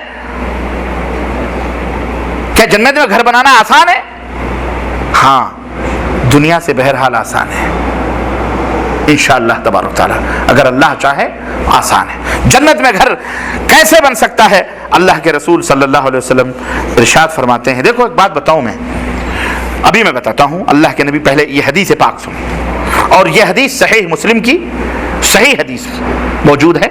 اللہ کے رسول صلی اللہ علیہ وسلم فرماتے ہیں کہ من بنا مسجدا للہ من بنا مسجدا للہ بنا اللہ له فی الجنة مثلہ بن اللہ فی الجنت مثلہ. اللہ کے نبی صلی اللہ علیہ وسلم فرماتے ہیں کہ جو آدمی دنیا کے اندر اللہ کے لیے مسجد بناتا ہے، جو آدمی اللہ کے لیے دنیا کے اندر مسجد بناتا ہے، اللہ جنت میں اس کے لیے گھر بناتا ہے. اب آپ سوچتے ہوں گے کہ مسجد تو 50 لاکھ 25 لاکھ 40 لاکھ 30 لاکھ کہاں سے، میرا گھر ہی نہیں بن پائے گا، تو اللہ کا گھر کہاں ہے؟ میرے بھائیوں، ایک بات آپ ذہن میں رکھیں، مسجد در و دیوار کا نام نہیں ہے، مسجد گنبد اور مناروں کا نام نہیں ہے، مسجد اس زمین کا نام ہے جس زمین پر ایک مومن آدمی سجدہ کرتا ہے. اللہ عز و جل نے اگر آپ کو زمین عطا فرمائی ہے، جس کو بھی ذالک فضل اللہ یؤتیہ من یشاء، کسی کو اللہ نے نہ جانے کتنے کنال زمینیں عطا کی ہیں، کتنے بگھے زمینیں عطا کی، کسی کے پاس نہیں ہے تو وہ اللہ سے طلب کرے، اللہ سے مانگے، اللہ اسے دے گا. لیکن جس کو اللہ نے توفیق عطا فرمائی ہے، یہ مال والوں کے لیے ہے، دولت مندوں کے لیے ہے، غریبوں کے لیے بھی ہے، اگر وہ قربانی کرنا دینا چاہیں تو، کہ اگر آپ جنت میں گھر بنانا چاہتے ہیں تو اللہ کے حبیب صلی اللہ علیہ وسلم کا یہ آفر موجود ہے کہ اللہ کے نبی صلی اللہ علیہ وسلم فرماتے ہیں کہ اللہ دنیا کے اندر اللہ کے لیے مسجد تھا، اللہ کے لیے. حدیث کے الفاظ ہیں کہ من بنا مسجدا للہ، اللہ کو راضی کرنے کے لیے، اللہ کو خوش کرنے کے لیے، شہرت حاصل کرنے کے لیے نہیں کہ حاجی ستار خان نے یہ مسجد بنوائی ہے، حاجی عبدالغفار خان کی مسجد ہے، حاجی فلانے خان کی مسجد ہے، حاجی فلانے شیخ کی مسجد ہے، فلاں. نہ، کس کے لیے؟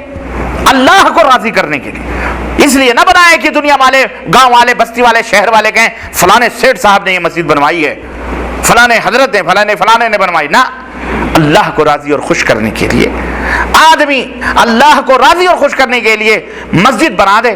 اللہ تعالیٰ، اللہ کے نبی فرماتے ہیں اللہ مثلہ، اسی کی طرح اللہ جنت میں اس کے لیے گھر بناتا ہے. جتنا بڑا یہاں بناؤ گے اتنا بڑا، بولو. اب کوئی کہیں گے بھئی ہم چھپر اور شینکو اور ٹین کے مسجد بنا لیں، تو ٹھیک ہے، مل جائے گی آپ کو، وہاں بھی اصل زمین ہے، اصل وہ زمین ہے جو زمین آپ نے اللہ کے لیے وقف کر دی. وقف کا مطلب یہ ہوتا ہے کہ اب وارثوں کو وہ دولت، وہ جائیداد مل سکتی. اوقاف ہے، وہ تمام مسلمانوں کا حق ہے، اس پر تمہارے آل اولاد، تمہارے آنے والی نسلوں کا حق نہیں ہو سکتا ہے. مسجد بناؤ اور جنت میں اللہ تمہارے لیے گھر بنائے. یہ ہے چھوٹے کام اور بڑے، اور جنت میں گھر. اللہ اکبر. نبی کریم صلی اللہ علیہ وسلم فرماتے ہیں کہ اگر کسی انسان کو جنت کے اندر اس کا درہ، اس کا کوڑا سمجھتے ہیں، قمچی جس سے گھوڑے کو مارا جاتا ہے، کوڑا ہوتا ہے، اگر اتنی کوڑا جتنا بڑا ہوتا ہے، اتنی جگہ بھی جنت میں کسی بندے کو مل جائے تو دنیا اور دنیا کے اندر جتنی چیزیں ہیں ان تمام چیزوں سے کہیں زیادہ افضل وہ جگہ ہوگی. اس کے جنت وہ جگہ ہے.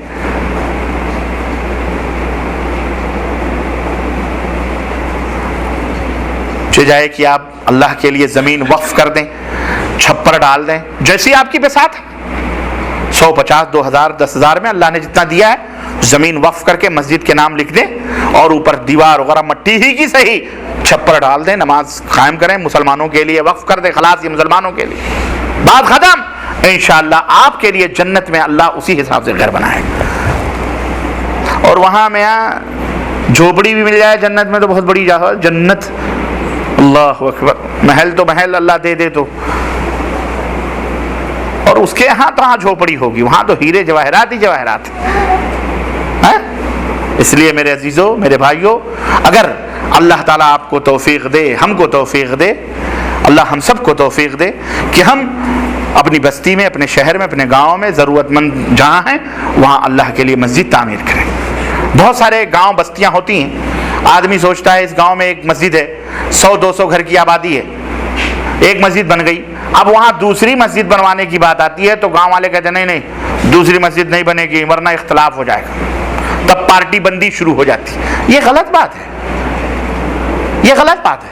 آدمی کی سہولت کے لیے آدمی 10 آدمی 15 آدمی ایک جگہ ہے، وہاں مسجد بن گئی ایک کونے میں، وہاں اب اس کے لیے ہوتا کیا ہے، اب ایک مسجد کسی کونے میں بنی ہے، پورا گاؤں نہیں آ پاتا اس میں، ہوتا کیا ہے 10 آدمی جو کرو جوار کے ہیں وہ پڑھ لیتے ہیں، باقی آتے ہی نہیں مسجد میں۔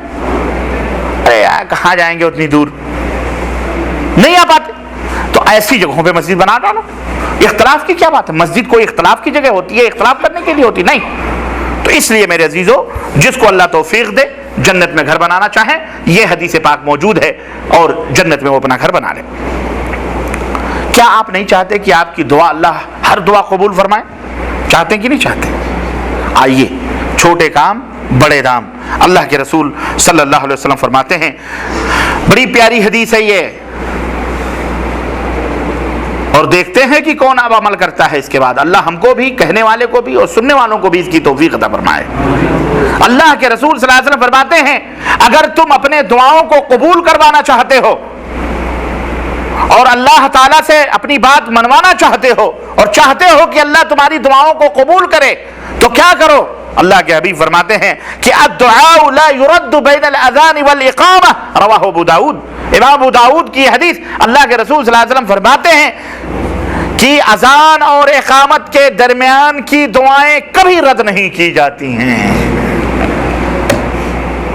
اے پریشان حال لوگو، اے مصیبت زدہ لوگو، اے غریب اور غربت و فقر سے چلانے اور چیخنے والے لوگو، اے مصیبت زدہ بیمار لوگو، سنو، اذان کی آواز سنو، وضو بناؤ، مسجد کے اندر جاؤ، 2 رکعت نماز پڑھو، یا جو توفیق دے اللہ سنتیں ہیں ادا کرو، ہاتھ اٹھا لو رب کی بارگاہ میں اور کہہ دو جو کہنا ہے رب تعالیٰ سے، اقامت تک دعا کرتے رہو، نہیں وہیں جتنا توفیق دے اللہ اتنی دعا کرو، اللہ انشاءاللہ تعالیٰ دل سے مانگو گے ایک دعا بھی انشاءاللہ رد نہیں فرمائے گا انشاءاللہ تعالیٰ۔ لیکن آج ہماری حالتیں تو اس سے بہت مختلف ہیں جناب، نہ تو ہم تو انتظار کرتے ہیں کہ امام آخری رکعت میں ہو تو ہم مسجد کے اندر سٹر پھٹر جائیں اور جلدی جلدی نماز پڑھ کے بھاگائیں۔ ہمیں تو اپنے دست و بازو پر اور ہمیں اپنی اس پر ناز ہے، ہمیں ناز نہیں کرنا چاہیے، ہمیں غرور نہیں کرنا چاہیے۔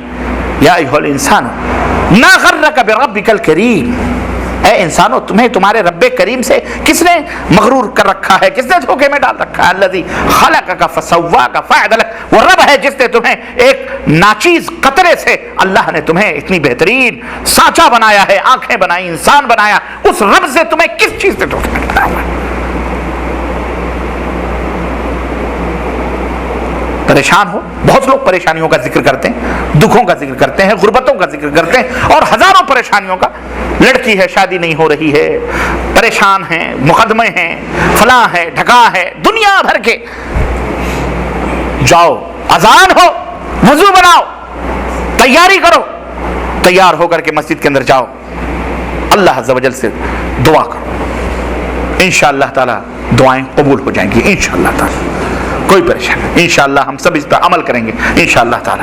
ہم سب محتاج ہیں، ہم سب محتاج ہیں اور ہم سب حاجت مند ہیں، ہم سب اللہ کی رحمتوں کے بھکاری، اس کی برکتوں کو زیادہ سے زیادہ حاصل کرنے والے ہیں۔ ہم یہ نہ کہیں کہ ہمیں تو کچھ نہیں، ہمیں تو بس آسودہ ہیں، ہم نہیں، ہمیں کوئی ضرورت نہیں، ضرورت ہے، ہمیشہ ضرورت ہے۔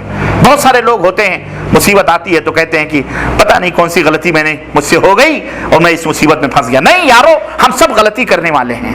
یہ نہ کہو کہ پتہ نہیں کون سی غلطی ہوئی، بلکہ اللہ سے یہ کہو، اے اللہ میں خطا کار ہوں، میں مجرم ہوں، اے اللہ میں تیرے امتحان اور تیری آزمائشوں کے لائق نہیں ہوں، اے اللہ مجھے آزمائشوں سے مت آزما، مجھے کسی مصیبت میں مت ڈال۔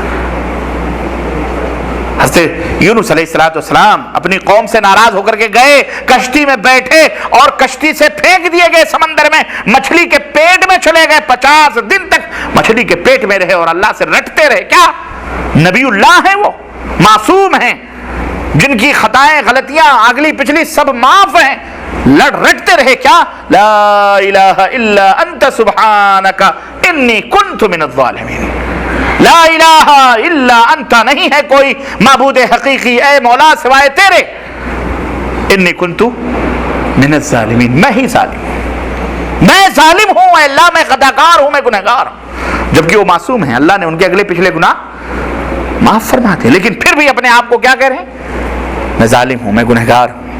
اس طرح رب کی بارگاہ میں اپنے آپ کو مجرم بنا کر کے پیش کرو، گنہگار بنا کر کے پیش کرو، تب اللہ کی رحمتیں جوش میں آتی ہیں۔ تو اللہ رحم فرماتا ہے اور مصیبتوں کو دور فرما دیتا ہے۔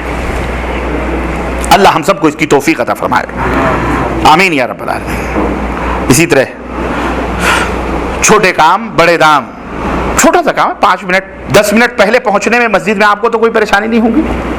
یوں بھی یہاں الحمدللہ مملکت سعودی عربیہ اللہ اسے باقی اور سلامت رکھے کہ اذان سے 5-10 منٹ پہلے دکانیں بند ہی کرنی ہیں، کاروبار بند ہی کرنے ہیں، سب کچھ تو بند ہی کرنے۔ لیکن ہم کتنے بد نصیب ہیں کہ ہم دکانیں بند کر کے، کام بند کر کے، بجائے وضو بنا کر مسجد میں جا کر اپنی پریشانیاں، جبکہ پریشان بھی ہیں، پریشان نہ ہوتے تو ہم کسی کی نوکری نہ کرتے، کسی کو نوکری کرنے کا شوق نہیں ہوتا۔ ہر آدمی اپنے گھر پہ عزت کی روٹی کھانا چاہ رہا ہے، ہر آدمی بیٹھ کر کے حکم دینا چاہ رہا ہے، ہر آدمی یہ چاہتا ہے کہ اس کے نوکر ہوں، ہر آدمی چاہ رہا ہے کہ اس کے کام کرنے والے ہوں، کوئی نہیں چاہتا کسی کی غلامی کرے، کسی کی نوکری کرے، کوئی چاہتا ہے یہ؟ ہم پریشان ہیں، ضرور پریشان ہیں، اس کے باوجود بھی اگر ہمیں احساس نہیں ہے تو ہم کتنے بد نصیب ہیں میرے عزیزوں، میرے دوستوں، کہ ہم اللہ کو چھوڑ کر اللہ پکارنے والے نے پکارا، کاروبار بند بھی ہوئے، جبکہ یہ ملک ہے، اس ملک میں پابندی ہے کہ تم اذان کے بعد کوئی کاروبار نہیں کر سکتے، اس کے باوجود بھی ہم اپنے لوگوں کی بد نصیبی یہ ہے کہ نماز کو چھوڑ کر کے جا کر کے مسجدوں کے اندر ٹی وی اور VCR اور ریڈیو اور ڈش اور نہ جانے کیا کیا، نماز ہونے تک استغفر اللہ، بعض لوگ نماز تک نہیں پڑھتے اور بیٹھ کر کے دیکھتے ہیں، پھر جیسے سلام پھیرا جاتا ہے کافروں کی طرح اپنے اپنے کمروں سے کھول کر کے اپنے کاروبار کی طرف جاتے ہیں۔ بتاؤ کتنی بڑی حیوانیت اور کتنی بڑی بدنصیبی۔ یہ آدمی مسلمان ہے؟ ایسا آدمی مسلمان ہو سکتا ہے؟ یا یہ مسلمان کا شیوا ہو سکتا ہے؟ جو قیمتی وقت ہمیں ملے ہیں، جو وقت فرصت ملے، اس میں بھی ہم اللہ سے نہیں گڑگڑاتے، اس میں بھی ہم اللہ سے نہیں روتے، اللہ سے قریب نہیں آتے۔ بتاؤ بھلا کب ہمیں وقت ملے گا؟ کب ہمیں یہ دنیا فرصت دے گی؟ فرصت ملتی ہے پھر بھی ہم اس کو غنیمت نہیں سمجھتے۔ اس لیے میرے عزیزو، اللہ کے لیے یہ سب بند کرو اور یہ سب نہ کرو۔ ہمیں ہر ایک میرے عزیزو یہ چاہتا ہے کہ چھوٹا کام کرے اور بڑے دام ملے۔ سنو، اللہ کے رسول صلی اللہ علیہ وسلم فرماتے ہیں کہ صوم ثلاثۃ ایام من کل شہر، ہر مہینے کے 3 روزے اگر کوئی رکھ لے، ہر مہینے میں 3 روزے اگر کوئی شخص رکھ لے تو وہ 3 روزے 1 سال روزہ رکھنے کے برابر رکھتے ہیں۔ ان 3 روزوں کا ثواب اور اجر کتنا بڑا ہے؟ بولو، 1 سال روزہ رکھنے کا ثواب ہے۔ چھوٹے کام اور بڑے کام، روزہ رکھنا بھی سیکھو۔ اللہ کے رسول صلی اللہ علیہ وسلم 2 روزے ہر ہفتے رکھتے تھے، یوم الخمیس جمعرات کو، وہ یوم الاثنین پیر کے دن۔ اللہ کے رسول صلی اللہ علیہ وسلم پوچھا گیا، اللہ کے نبی آپ جمعرات کو کیوں روزہ رکھتے ہیں، پیر کو کیوں روزہ رکھتے ہیں؟ آپ نے فرمایا میں پیر کو اس لیے روزہ رکھتا ہوں کہ میں پیر کے دن پیدا ہوا ہوں۔ سوموار، پیر کو کیا کہتے ہیں؟ سوموار بھی کہتے ہیں، یوم الاثنین عربی میں کہتے ہیں۔ میں یوم الاثنین کو پیدا ہوا ہوں، سوموار کو پیدا ہوا ہوں، اللہ کے شکر میں یہ روزہ رکھتا ہوں۔ اور جمعرات کو اس لیے روزہ رکھتا ہوں کہ جمعرات کو اللہ کے بندوں کے اعمال فرشتے اللہ کے دربار میں پیش کرتے ہیں۔ نبی ہوں، بڑے ہوں، چھوٹے ہوں، ہم ہوں، آپ ہوں، ہر جمعرات کو ہمارے ہفتے بھر کی رپورٹ کہاں ہوتی ہے؟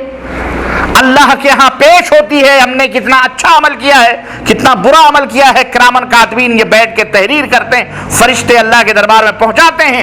تو اللہ کے حبیب فرماتے ہیں کہ میں جمعرات کو اس لیے روزہ رکھتا ہوں تاکہ میں اللہ کے دربار میں جب میرے اعمال پیش کیے جائیں تو میں اس حالت میں ہوں کہ روزے سے رہوں، تاکہ میرا اللہ راضی اور خوش ہو۔ اللہ اکبر۔ وہ جن کے بارے میں اللہ نے فرمایا وَلَسَوْفَ يُعْطِيكَ لَتَرْضَىٰ، تمہیں اللہ اتنا عطا کرے گا کہ اے میرے حبیب تم راضی اور خوش ہو جاؤ گے۔ اللہ اپنے حبیب کو خوش کرنا چاہ رہا ہے، راضی کرنا چاہ رہا ہے، اور اللہ کا حبیب اللہ کو راضی اور خوش کرنے پہ لگا ہوا ہے۔ یہ ہوتی ہے محبت۔ الفت کا مزہ جب ہے کہ دونوں ہوں بے قرار، دونوں طرف سے آگ برابر لگی ہوئی۔ اللہ چاہتا ہے دینا، ہم تو مائل بکرم ہیں، کوئی سائل ہی نہیں، راہ دکھلائیں کسے رہ روے۔ اقبال نے کہا تھا نا، یہ جواب شکوہ میں اقبال نے کہا تھا، ہم تو مائل بکرم ہیں کوئی سائل ہی نہیں، راہ دکھلائیں کسے رہ روے منزل ہی نہیں، ہم سے کوئی مانگنے والا ہی نہیں تو ہم کس کو دکھلائیں؟ اللہ سے مانگو، اللہ سے گڑگڑاؤ، اللہ سے رو، اللہ سے توبہ کرو، توبو ایھا المؤمنون، اے مومنو اللہ سے توبہ کرو، توبۃ نصوحا، خالص دل سے توبہ کرو۔ تو اگر آپ چاہتے ہیں تو اللہ کے نبی صلی اللہ علیہ وسلم ہفتے میں 2 روزے یہ پیر کو اور جمعرات کو رکھتے تھے، مہینے میں 3 روزے ایام بیض کے 12، 13، 14 اللہ کے رسول صلی اللہ علیہ وسلم یہ روزے رکھتے تھے۔ عربی کے مہینے کی 12، 13، 14 یہ 3 روزے اللہ کے نبی رکھتے تھے۔ کچھ نہیں، ہفتے میں نہیں رہ سکتے، کم از کم مہینے کے 3 روزے رکھو تو 1 سال روزہ رکھنے کا اجر اور ثواب آپ کو بیٹھے بٹھائے مل سکتا ہے۔ اجر و ثواب یہ ہے۔ کیا آپ نہیں چاہتے کہ آپ کی نیکیاں ہمالیہ پہاڑ کے برابر ہو جائیں یا پہاڑوں کے برابر ہو جائیں؟ چاہتے کہ نہیں چاہتے؟ آپ چاہتے ہیں نا کہ آپ کا زیادہ سے زیادہ نیکیاں ہو جائیں، پہاڑوں کے برابر ہو جائیں۔ سنو، اللہ کے حبیب فرماتے ہیں کہ من شہد الجنازۃ حتی یصلی علیہا فلہ قیرات، جو آدمی جنازے میں شریک ہو، پڑھے، جو آدمی جنازے میں شریک ہو کر کے نماز جنازہ پڑھے، جو آدمی جنازے میں حاضر ہو اور نماز جنازہ پڑھ لے، اسے 1 قیرات کا ثواب ہے۔ ومن شہدہا حتی تدفن، اور جو آدمی اس وقت تک موجود رہے جب تک کہ میت دفن نہ کر دی جائے، میت کے دفن کرنے تک جو آدمی جنازہ پڑھنے کے بعد میت کے دفن تک کا آدمی اگر موجود رہتا ہے، فلہو قیراتان۔ قیل وما القیراتان یا رسول اللہ، 2 قیرات ہے اس کے لیے، جنازے میں شریک ہو تو 1 قیرات، اور میت کے دفن ہونے تک موجود رہے تو اس کے لیے کیا ہے؟ 2 قیرات ہے۔ صحابہ کرام نے فرمایا، کہا کہ اے اللہ کے نبی یہ 2 قیرات کیا ہے، کیا مطلب ہے؟ قال نظر الجبلین العظیمین، 2 قیرات 2 بڑے بڑے عظیم پہاڑوں کی مثال، پہاڑوں کی طرح، بڑے بڑے پہاڑ جیسے ہوتے ہیں، اس کے برابر اللہ تبارک تعالیٰ اس آدمی کو حسنات اور نیکیاں عطا فرماتا ہے جو آدمی کسی جنازے میں شریک ہو یا جنازے کے دفن ہونے تک شریک رہے۔ اگر صرف جنازہ پڑھ لیتا ہے تو اسے 1 قیرات کا ثواب ملتا ہے، اور اگر آخر تک رہتا ہے تو اسے 2۔ کتنا عمل چھوٹا ہے لیکن کام کتنا چھوٹا ہے، لیکن اس کے دام کتنے بڑے ہیں کہ اس کا اندازہ نہیں لگا سکتے آپ۔ اب بتائیں، کیا آپ نہیں چاہتے کہ جنت میں بھی آپ اللہ کے نبی کے ساتھ رہیں؟ دنیا میں تو ہمیں اللہ کے نبی کی صحبت نہیں ملی، ٹھیک ہے، لیکن کیا آپ چاہتے ہیں کہ جنت میں اللہ کے نبی کے ساتھ رہیں؟ بولو، چاہتے ہو؟ آپ کہو گے یار یہ چھوٹی منہ بڑی بات، یہی تو ہے نا چھوٹی منہ بڑی بات، یہی ہے چھوٹے کام اور بڑے دام۔ جنت میں بھی آپ کو نبی صلی اللہ علیہ وسلم کی مرافقت اور صحبت مل سکتی ہے۔ میاں کسی شاعر نے کہا کہ جو مانگنے کا سلیقہ ہے اس طرح مانگو، در کریم سے بندے کو کیا نہیں ملتا۔ جنت میں صحبت مل سکتی ہے، چلو دنیا میں نہ ملی، ہم اللہ کے نبی کے زمانے میں نہ تھے، لیکن اتنا کیا کم ہے کہ اللہ کے نبی کی امت میں تو ہیں، یہ بہت بڑی فضیلت کی بھی یہ بھی بات ہے۔ لیکن جنت میں اللہ کے نبی صلی اللہ علیہ وسلم کی صحبت اگر آپ چاہتے ہیں تو اس کی قیمت کیا ہے؟ سنو، اس کا دام کیا ہے؟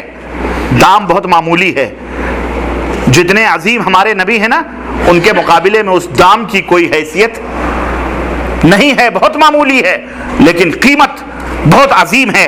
اللہ کے نبی صلی اللہ علیہ وسلم فرماتے ہیں، انا وکافل الیتیم فی الجنت ہاکذا واشار بالسبابہ والوسطی، رواہ البخاری۔ صحیح بخاری کی یہ حدیث، اللہ کے نبی صلی اللہ علیہ وسلم نے فرمایا کہ میں اور یتیموں کی سرپرستی کرنے والا قیامت کے دن جنت میں ایسے رہیں گے، میں اور جو یتیموں کی سرپرستی کرے، یتیموں کی سرپرستی کرے، یتیموں کی دیکھ ریکھ کرے، جنت میں اور وہ دونوں ایسے ایسے رہیں گے۔ راوی کہتے ہیں کہ آپ نے یہ جو ہے شہادت کی انگلی اور اس کے بازو والی جو انگلی ہے درمیانی، ان سے اشارہ کرتے ہوئے آپ نے ایسے فرمایا کہ جنت میں ہم دونوں ایسے رہیں گے، ساتھ ساتھ۔ بہت سارے یتیم ہمارے محلے، ہمارے گاؤں، ہمارے شہر میں، ان کے سروں پر دست شفقت رکھنے والا کوئی نہیں ہے، انہیں 2 جوڑے کپڑے دینے والا کوئی نہیں، ان کی سرپرستی کرنے والا کوئی نہیں، ان کی تعلیم و تربیت والا کوئی نہیں، ان کو دیکھ ریکھ کرنے والا کوئی نہیں۔ کل کو جب وہ غنڈے بن جاتے ہیں، لچے بن جاتے ہیں، لفنگے بن جاتے ہیں، ڈاکو بن جاتے ہیں، چور بن جاتے ہیں اور امیروں کا مال لوٹتے ہیں، تو کہتے ہیں کہ یہ جو ہے چور ہو گیا، یہ بدماش ہو گیا، یہ گنڈا ہو گیا، گنڈا بنایا ہم نے، چور بنایا ہم نے، ڈاکو بنایا ہم نے۔ کیوں؟ ہم امیر تھے، ہم مالدار تھے، ہم دولت مند تھے، ہم نے اس کی دیکھ ریکھ نہیں کی، تعلیم نہیں دی، تربیت نہیں دی، ہم نے اسے ہمیشہ دھتکارا، ہم نے اس کو پھٹکارا، ہم چودھری رہے، ہم وڈیرے رہے، ہم بڑے رہے۔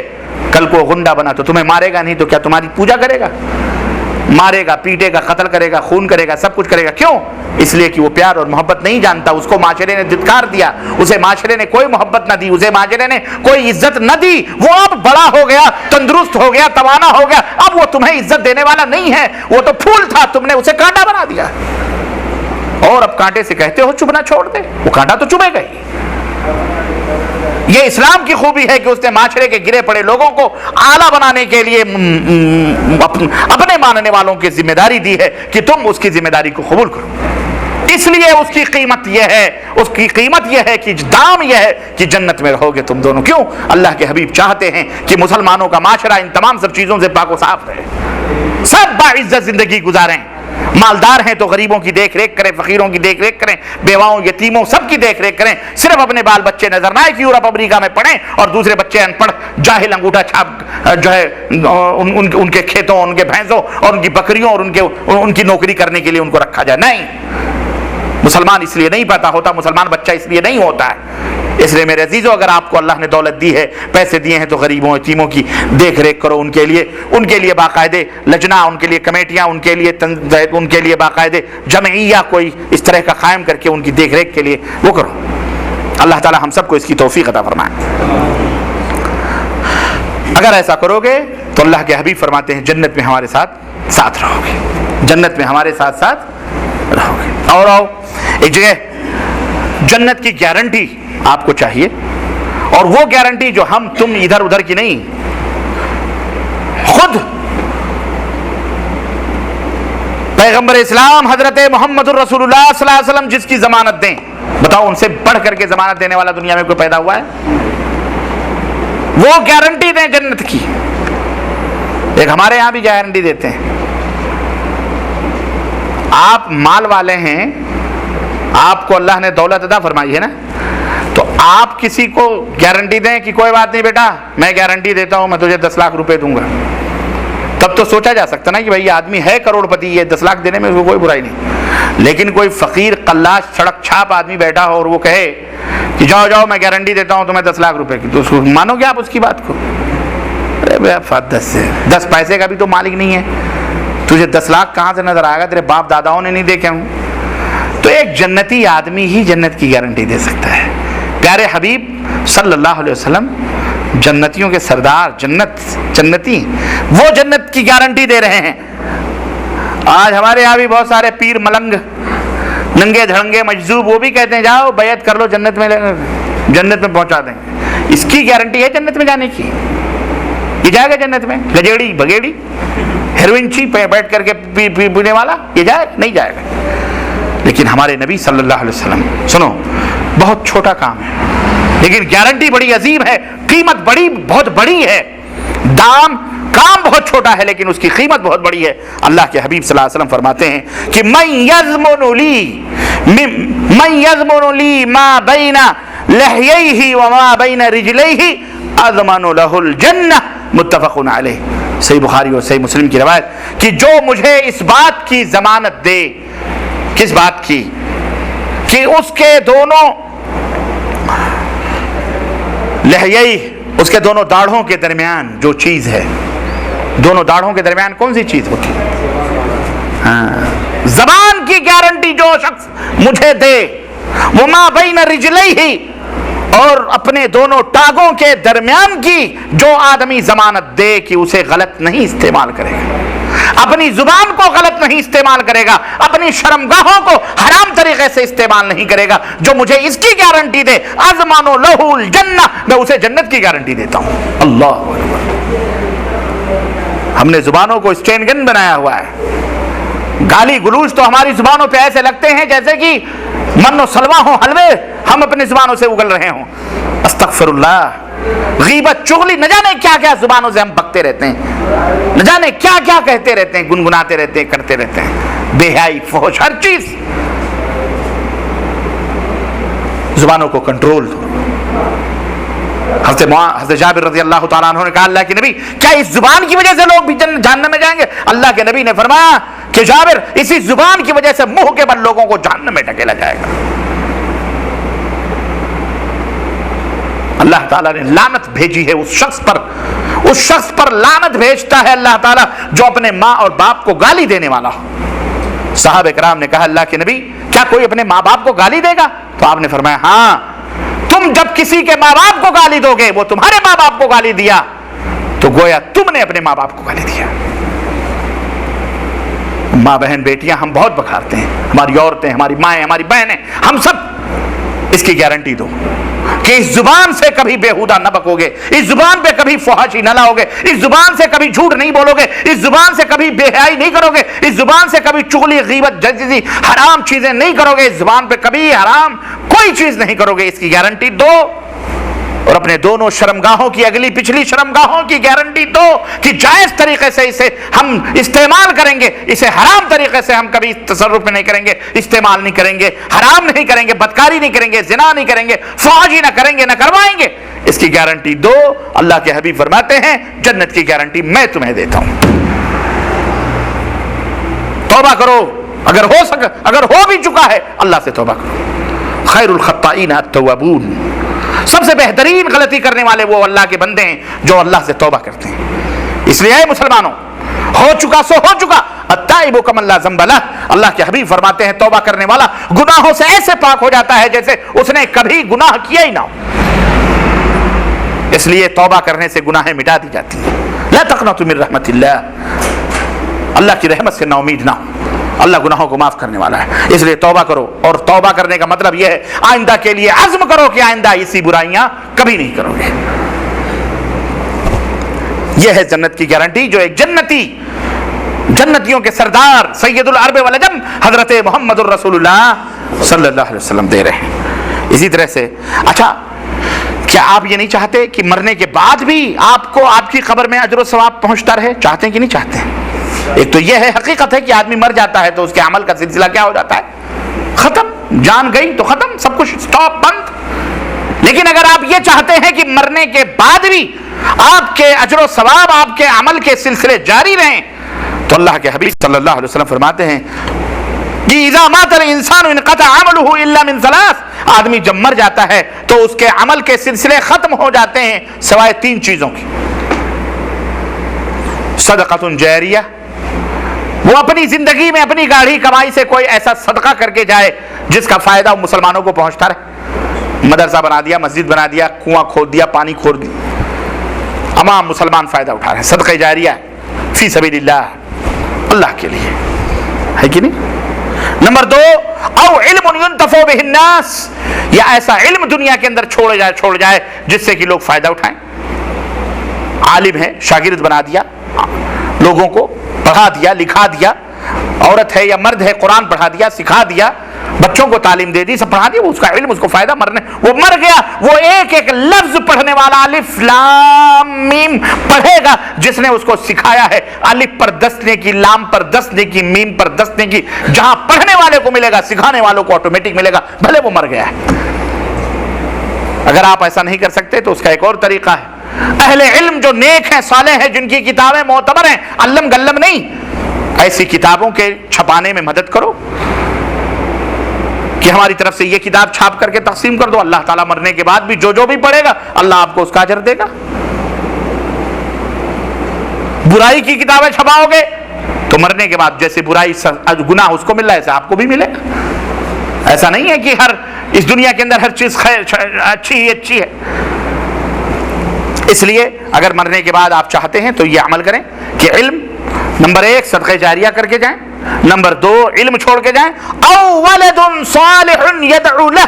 اگر کچھ نہیں ہے تو اولاد ہے آپ کے پاس, بچے ہیں, آپ کی بیٹی ہے, آپ کا لڑکا ہے, اسے اچھی تربیت کر کے جائیں, نمازی پرہیزگار بنا کر کے جائیں کہ جب وہ اذان کی آواز سنے مسجد میں جائے اللہ سے ڈرنے والا ہو، او ولد صالح، نیک لڑکا چھوڑ کے جائے، یدعو لہو، جو اس کے لیے دعا کرے، نیک آدمی ہی دعا کرے گا، ورنہ تم مر گئے وہی جنازے کے پاس کھڑے ہو کر کے سگریٹ پیے گا، روئے گا، سگریٹ بھی پیے گا، کیوں؟ بڑا ٹینشن ہے، میرا باپ مر گیا ہے، شادی میں بھی پیتا ہے، کیوں پیتا ہے؟ ادھر تو مر گیا تھا، ٹینشن تھا، پی رہا تھا، اب بھی کیوں پی رہا ہے؟ کہتے ہیں اب خوشی ہے، خوشی میں پی رہا ہوں۔ یہ سب پینے کے بہانے ہیں، آدمی دونوں حالتوں میں پیتا ہے، تو نہ دعا کرے گا، نہ کچھ کرے گا، کچھ نہیں کرے گا، زیادہ سے زیادہ چند حفظی لوگوں کو بلا کر وہ بدعت اور خرافات کر کے قرآن خوانی کر کے ختم کر دے گا، جاؤ اللہ اللہ خیر صلی اللہ، نہ تم کو فائدہ نہ اس کو کچھ نہیں۔ اس لیے میرے عزیزو خود کر کے جاؤ، نیک تربیت بچوں کی کر کے جاؤ، اور اس طرح سے تم چھوٹے کام بڑے دام۔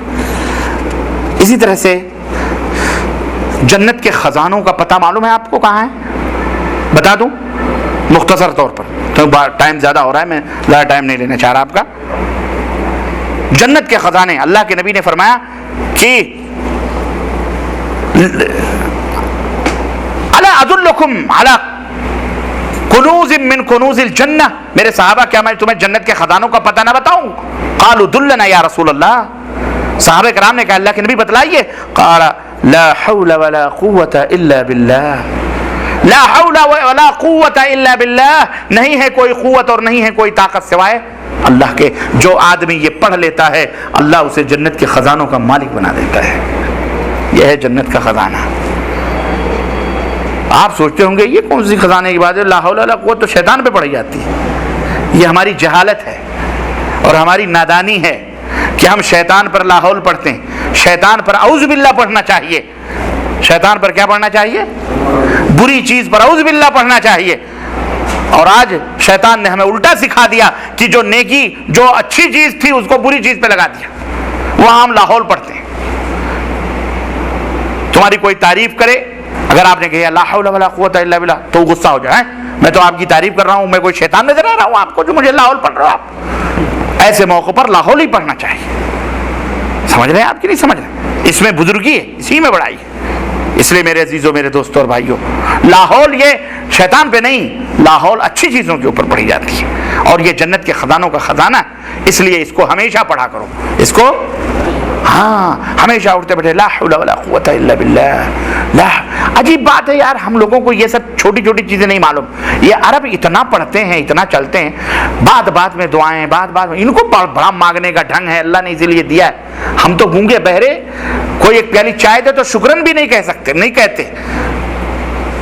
یہ تو اگر ایک پیالی چائے آپ دے دیں تو جزاک اللہ خیر، شکرن، ماشاء اللہ، تبارک اللہ، پتہ نہیں ایک سانس میں 10 ٹیلی فون ہم کرتے ہیں، سلام کیا، ہاں بھینس کیسی ہے، کٹ گیا کٹی کٹ گیا، ہاں کھیت کٹ گیا، فٹافٹ جلدی جلدی بند۔ یہ تو 3 منٹ صرف کیف الحال، کچھ لو نا، کیف الاولاد، کیف ہے تو کیف، جب پورا تو جب پیسہ ختم ہونے والا ہوتا ہے تو کہتے ہیں واللہ ہے نا اتصل، تو میں نے اس لیے فون کیا تھا یہ۔ اچھا، اتنے مختصر پر بات بھی ہو جاتی ہے اور کام بھی ان کا ہو جاتا ہے۔ ہم اتنا جلدی جلدی سب کچھ لمبا چوڑا کر لیتے ہیں، ہمارا کام بھی نہیں ہوتا اور ہم سلام بھی نہیں کر پاتے، دعا بھی نہیں دے پاتے۔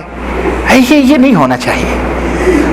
جب ٹیلی فون کرو تو سلام کرو، کیا حال چال ہے، خیریت سے، الحمدللہ، مطمئن، پھر اس کے بعد اپنی مرضی مانگنے کا یہ سلیقہ ہوتا ہے کسی سے بھی۔ بہرحال وقت نہیں ہے ورنہ میں آپ کو تفصیلات بتاتا۔ بہرحال اچھا، کیا آپ یہ نہیں چاہتے کہ آپ رات بھر قیام اللیل یعنی تہجد کا ثواب آپ کو مل جائے؟ چاہتے ہیں کہ نہیں چاہتے؟ ایسا کام کر لیں کہ آم کے آم گٹھلیوں کے دام، محنت نہ کرنا پڑے اور پوری رات نماز پڑھنے کا ثواب مل جائے۔ چاہتے ہیں کہ نہیں چاہتے ہیں؟ سنو، اللہ کے رسول صلی اللہ علیہ وسلم فرماتے ہیں کہ من صلی العشاء فی جماعت فکأنما قام نصف اللیل، جو جماعت کے ساتھ عشاء کی نماز پڑھ لے وہ ایسے ہے جیسے آدھی رات تک اس نے نوافل کھڑے ہو کر کے اللہ کے دربار میں ادا کیا، آدھی رات نوافل پڑھنے کا اسے ثواب ملتا ہے۔ ومن صلی الصبح فی جماعت، اور جو صبح کی نماز جماعت کے ساتھ پڑھ لے فکأنما صلی اللیل کلہ، تو وہ اس کو ایسا ثواب ملتا ہے جیسے رات بھر اسے قیام اللیل اس نے کیا، یعنی رات بھر قیام کا ثواب اللہ تعالیٰ اسے عطا فرماتا ہے۔ عشاء کی نماز جماعت سے پڑھ لے اور فجر کی نماز جماعت سے پڑھ لے اور سو جائے تو پوری رات قیام جیسے ایک آدمی کر کے اجر لیتا ہے ایسے اس کو اجر مل جاتا ہے. تو کتنا چھوٹا کام ہے جماعت کے ساتھ آپ عشاء کی نماز پڑھ لیں اور صبح جماعت کے ساتھ فجر کی نماز پڑھ لیں اور پوری رات قیام کا ثواب مل گیا آپ کو. چھوٹا کام اور بڑا کام, چھوٹے کام اور بڑے. لیکن آج پوچھو کتنے لوگ عشاء کی نماز پڑھ کے آئے ہیں جماعت کے ساتھ؟ اپنے اپنے گریبانوں میں ڈال. اور صبح کتنے لوگ جماعت کے ساتھ نماز پڑھیں گے؟ الا من رحم اللہ, اللہ نے جس کو توفیق دی ہوگی, ورنہ تو خراٹے چلتے ہیں 7:30 بجے 8 بجے کی الارم لگا کے آپ لوگ سوتے ہو. حرام ہے واللہ. یہ اللہ کے نبی فرماتے ہیں کہ جو صبح کی نماز پڑھ لیتا ہے اللہ اسے اپنی ضمانت میں رکھتا ہے, یعنی وہ اللہ کی ضمانت میں ہوتا ہے, اللہ کی حفاظت میں ہوتا ہے. اس لیے میرے عزیزو اللہ کے نبی فرماتے ہیں اثقل الصلاة علی المنافقین صلاۃ العشاء و صلاۃ الفجر, دو نمازیں منافقوں پر سب سے بھاری ہوتی ہیں, اور جو آدمی یہ دو نمازیں نہ پڑھے وہ آدمی منافق ہے. کون سی نماز؟ ایک عشاء کی نماز اور دوسرے فجر کی نماز. آج ہم اس میں پیچھے ہیں. ہم اپنے گریبانوں میں منہ ڈال کر کے سوچیں کہ ہم منافق ہیں یا مومن. اور منافق کافر سے بھی بدتر ہوتا ہے. اللہ کے نبی اللہ تعالیٰ فرماتا ہے ان المنافقین فی الدرک الاسفل من النار, منافق جو ہوتا ہے وہ جہنم کے سب سے نچلے حصے میں داخل کیا جائے. اللہ ہمیں نفاق سے محفوظ رکھے. بولو آمین. کیا آپ چاہتے ہیں کہ 1 منٹ میں آپ کو پورے قرآن پڑھنے کا ثواب مل جائے؟ چھوٹے کام ہیں, قیمت بہت بڑی ہے, دام بہت بڑے ہیں. چاہتے ہیں کہ نہیں چاہتے؟ اللہ کے رسول صلی اللہ علیہ وسلم کی حدیث پاک سنیے. نبی کریم صلی اللہ علیہ وسلم فرماتے ہیں, اللہ کے حبیب صلی اللہ علیہ وسلم فرماتے ہیں کہ قل هو اللہ احد تعدل ثلث القرآن, جو آدمی قل هو اللہ احد پڑھ لے اسے ثلث قرآن کا اجر اور ثواب اللہ عطا فرماتا ہے. اور 3 دفعہ پڑھ لو پورے قرآن کا 1 منٹ میں. قل هو اللہ احد اللہ الصمد لم یلد ولم یولد ولم یکن له کفوا احد. قل هو اللہ احد اللہ الصمد لم یلد ولم یولد ولم یکن له کفوا احد. قل هو اللہ احد اللہ الصمد لم یلد ولم یولد ولم یکن له کفوا احد. پورے صحیح. اسی لیے اللہ کے نبی صلی اللہ علیہ وسلم فجر میں اور مغرب میں 3 دفعہ قل هو اللہ اور 3 دفعہ قل اعوذ برب الفلق اور 3 دفعہ قل اعوذ برب الناس کثرت سے پڑھا کرتے تھے. آپ بھی اس کو پڑھیں, ہم بھی پڑھیں. اللہ ہمیں اس کی توفیق عطا فرمائے. 2 باتیں 3 اور ہیں, جلدی جلدی میں اس کو ختم کر لوں. میزان ہمارا ایمان اور عقیدہ ہے کہ آخرت میں ترازو رکھا جائے گا, اور ترازو پر کئی ترازو ہوں گے, اور ان ترازوؤں پر بندوں کے اعمال تولے جائیں گے. برائی فمن یعمل مثقال ذرۃ خیرا یرہ ومن یعمل مثقال ذرۃ شرا یرہ, جس نے اچھا کیا ہے اس کا اور جس نے برا کیا ہے وہ دونوں ترازوؤں پہ رکھے جائیں گے, تولے جائیں گے, اور اسی حساب سے حساب و کتاب ہوگا. ایمان ہے کہ نہیں ایمان ہے؟ ہم سب کا ایمان ہے. کیا آپ چاہتے ہیں کہ ترازو پر جب آپ کے اعمال تولے جائیں تو آپ کی نیکیوں کا پلڑا بھاری ہو جائے؟ آپ چاہتے ہیں کہ نہیں چاہتے؟ تو سنیے اللہ کے حبیب صلی اللہ علیہ وسلم کیا فرماتے ہیں. کہتے ہیں کہ کلمتان حبیبتان الی الرحمن خفیفتان علی اللسان ثقیلتان فی المیزان سبحان اللہ وبحمدہ سبحان اللہ العظیم. رواہ البخاری. 2 کلمے ہیں جو اللہ کو بہت پسند ہیں, زبان پر بڑے آسان اور سہل ہیں. اللہ کو رحمان کو پسند, زبان پر نہایت ہی آسان اور ہلکے, لیکن ترازو پر ثقیلتانی بہت ہی زیادہ بھاری, بہت زیادہ باوزن. وہ 2 کلمے کیا ہیں جو اللہ کو سب سے زیادہ پسند ہے, محبوب ہیں؟ اللہ کے حبیب فرماتے ہیں سبحان اللہ بحمدہ سبحان اللہ وبحمدہ سبحان اللہ العظیم. یہ دعا ہمیشہ پڑھا کرو. کون سی دعا؟ سبحان اللہ بحمدہ سبحان اللہ العظیم, سبحان اللہ بحمدہ سبحان اللہ العظیم. بہت اچھے ہیں, اللہ کو بہت پسند. ہمیشہ چلتے پھرتے ہو سبحان اللہ بحمدہ سبحان اللہ العظیم, سبحان اللہ بحمدہ سبحان اللہ العظیم. کیا آپ چاہتے ہیں کہ آپ کی روزیاں بڑھ جائیں اور آپ کی عمر بھی بڑھ جائے؟ چاہتے ہیں کہ نہیں چاہتے؟ ہر ایک چاہتا ہے, ہم بھی چاہتے ہیں, آپ بھی چاہتے ہیں. اللہ تعالیٰ ہماری روزیوں کو بھی بڑھائے اور ہماری عمروں کو بھی بڑھائے. بولو آمین. اللہ کے نبی فرماتے ہیں من سرہ ان یبسط لہ فی رزقہ اور ینسى لہ فی اجرہ فلیصل رحمہ. رواہ البخاری. امام بخاری صحیح بخاری میں اس حدیث کو لائے ہیں کہ اللہ کے نبی فرماتے ہیں کہ جو چاہے کہ اس کی روزیوں میں برکت ہو، اس کی روزیوں میں زیادتی ہو اور اس کی عمر میں برکت اور زیادتی ہو، اسے چاہیے کہ وہ اپنے رحموں کو جوڑے، رحم کو جوڑے، رحم کو جوڑے، کھلیرے ممیرے سسرالی ددھیالی رشتوں کو کیا کرے، وہ جوڑے، کاٹے نہیں۔ سعودی عرب آ گئے، جاؤ ہمارے پاس دولت آ گئی، بھائی بھائی میں لٹھ بازی ہو رہی ہے، لڑائی ہو رہی ہے، پیسے زیادہ آ گئے، گرمی زیادہ آ گئی، ممیرا کھلیرا سب ختم، سب رشتے ناتے ٹوٹ گئے۔ نہ، اگر روزیوں میں برکت چاہتے ہو سارے رشتوں کو جوڑو۔ بھاگ رہا ہے، نہیں بھائی آ جا، چل 10 روپے تو لے، 20 روپے تو لے، بکرا ذبح کرو، گائے ذبح کرو، کھلاؤ کھاؤ مست رہو، خوش رہو، ہاتھ جوڑ کے پاؤں پکڑ کے معاف کرو، غلطی ہو گئی۔ خلیرے ممیرے سارے رشتوں کو، ددھیالی ددھیالی سسرالی ننھیالی سب رشتوں کو جوڑو، کاٹو نہیں۔ اگر آپ چاہتے ہو کہ روزیاں بڑھیں، عمر میں زیادتی ہو، یہ کام کرو انشاءاللہ تعالی۔ یہ ہمارے نبی کی بات ہے، کوئی ایرو گیرو نتو گیرو کی بات نہیں ہے۔ ہمارے نبی جھوٹے ہو سکتے، بولو ہاں، سچے، سچوں میں سچ سے سچے، ان کی بات ہے۔ ایمان ہے ہمارا کہ انشاءاللہ اگر ہم ایسا کریں گے تو ہماری عمر بھی بڑھے گی اور ہماری روزیوں میں بھی۔ ہاں، ایسا کرنا چاہتے ہو تو کرو۔ کیا آپ یہ نہیں چاہتے کہ اللہ تعالیٰ آپ سے ملاقات کی محبت چاہت کرے؟ ایک تو یہ ہے کہ بندہ اللہ سے ملاقات کی محبت کرے، اور ایک ہے اللہ پسند، اللہ چاہے کہ مجھ سے میرے اس بندے کی ملاقات ہو۔ چاہتے کہ نہیں چاہتے؟ سنو، اللہ کے حبیب فرماتے ہیں من احب لقاء اللہ احب اللہ لقاءہ، تم اگر اللہ سے ملاقات کی محبت کرتے ہو تو اللہ بھی تم سے ملاقات کی محبت کرتا ہے۔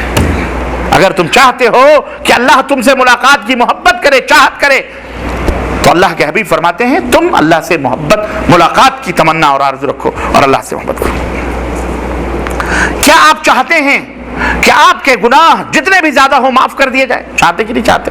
ہم سب چاہتے ہیں، چھوٹے کام بڑے دام۔ اللہ کے حبیب فرماتے ہیں کہ من قال سبحان اللہ وبحمدہ فی یوم 100 مرہ، جو آدمی سبحان اللہ بحمدہ ایک دن میں 100 مرتبہ کہہ لے، اللہ کے حبیب صلی اللہ علیہ وسلم فرماتے ہیں کہ حطت خطایاہ، اس کی غلطیاں مٹا دی جاتی ہیں، وَإِن كَانَتْ مِثْلُ زَبْدِ الْبَحْرِ، بھلے اس کے گناہ مثل زبد البحر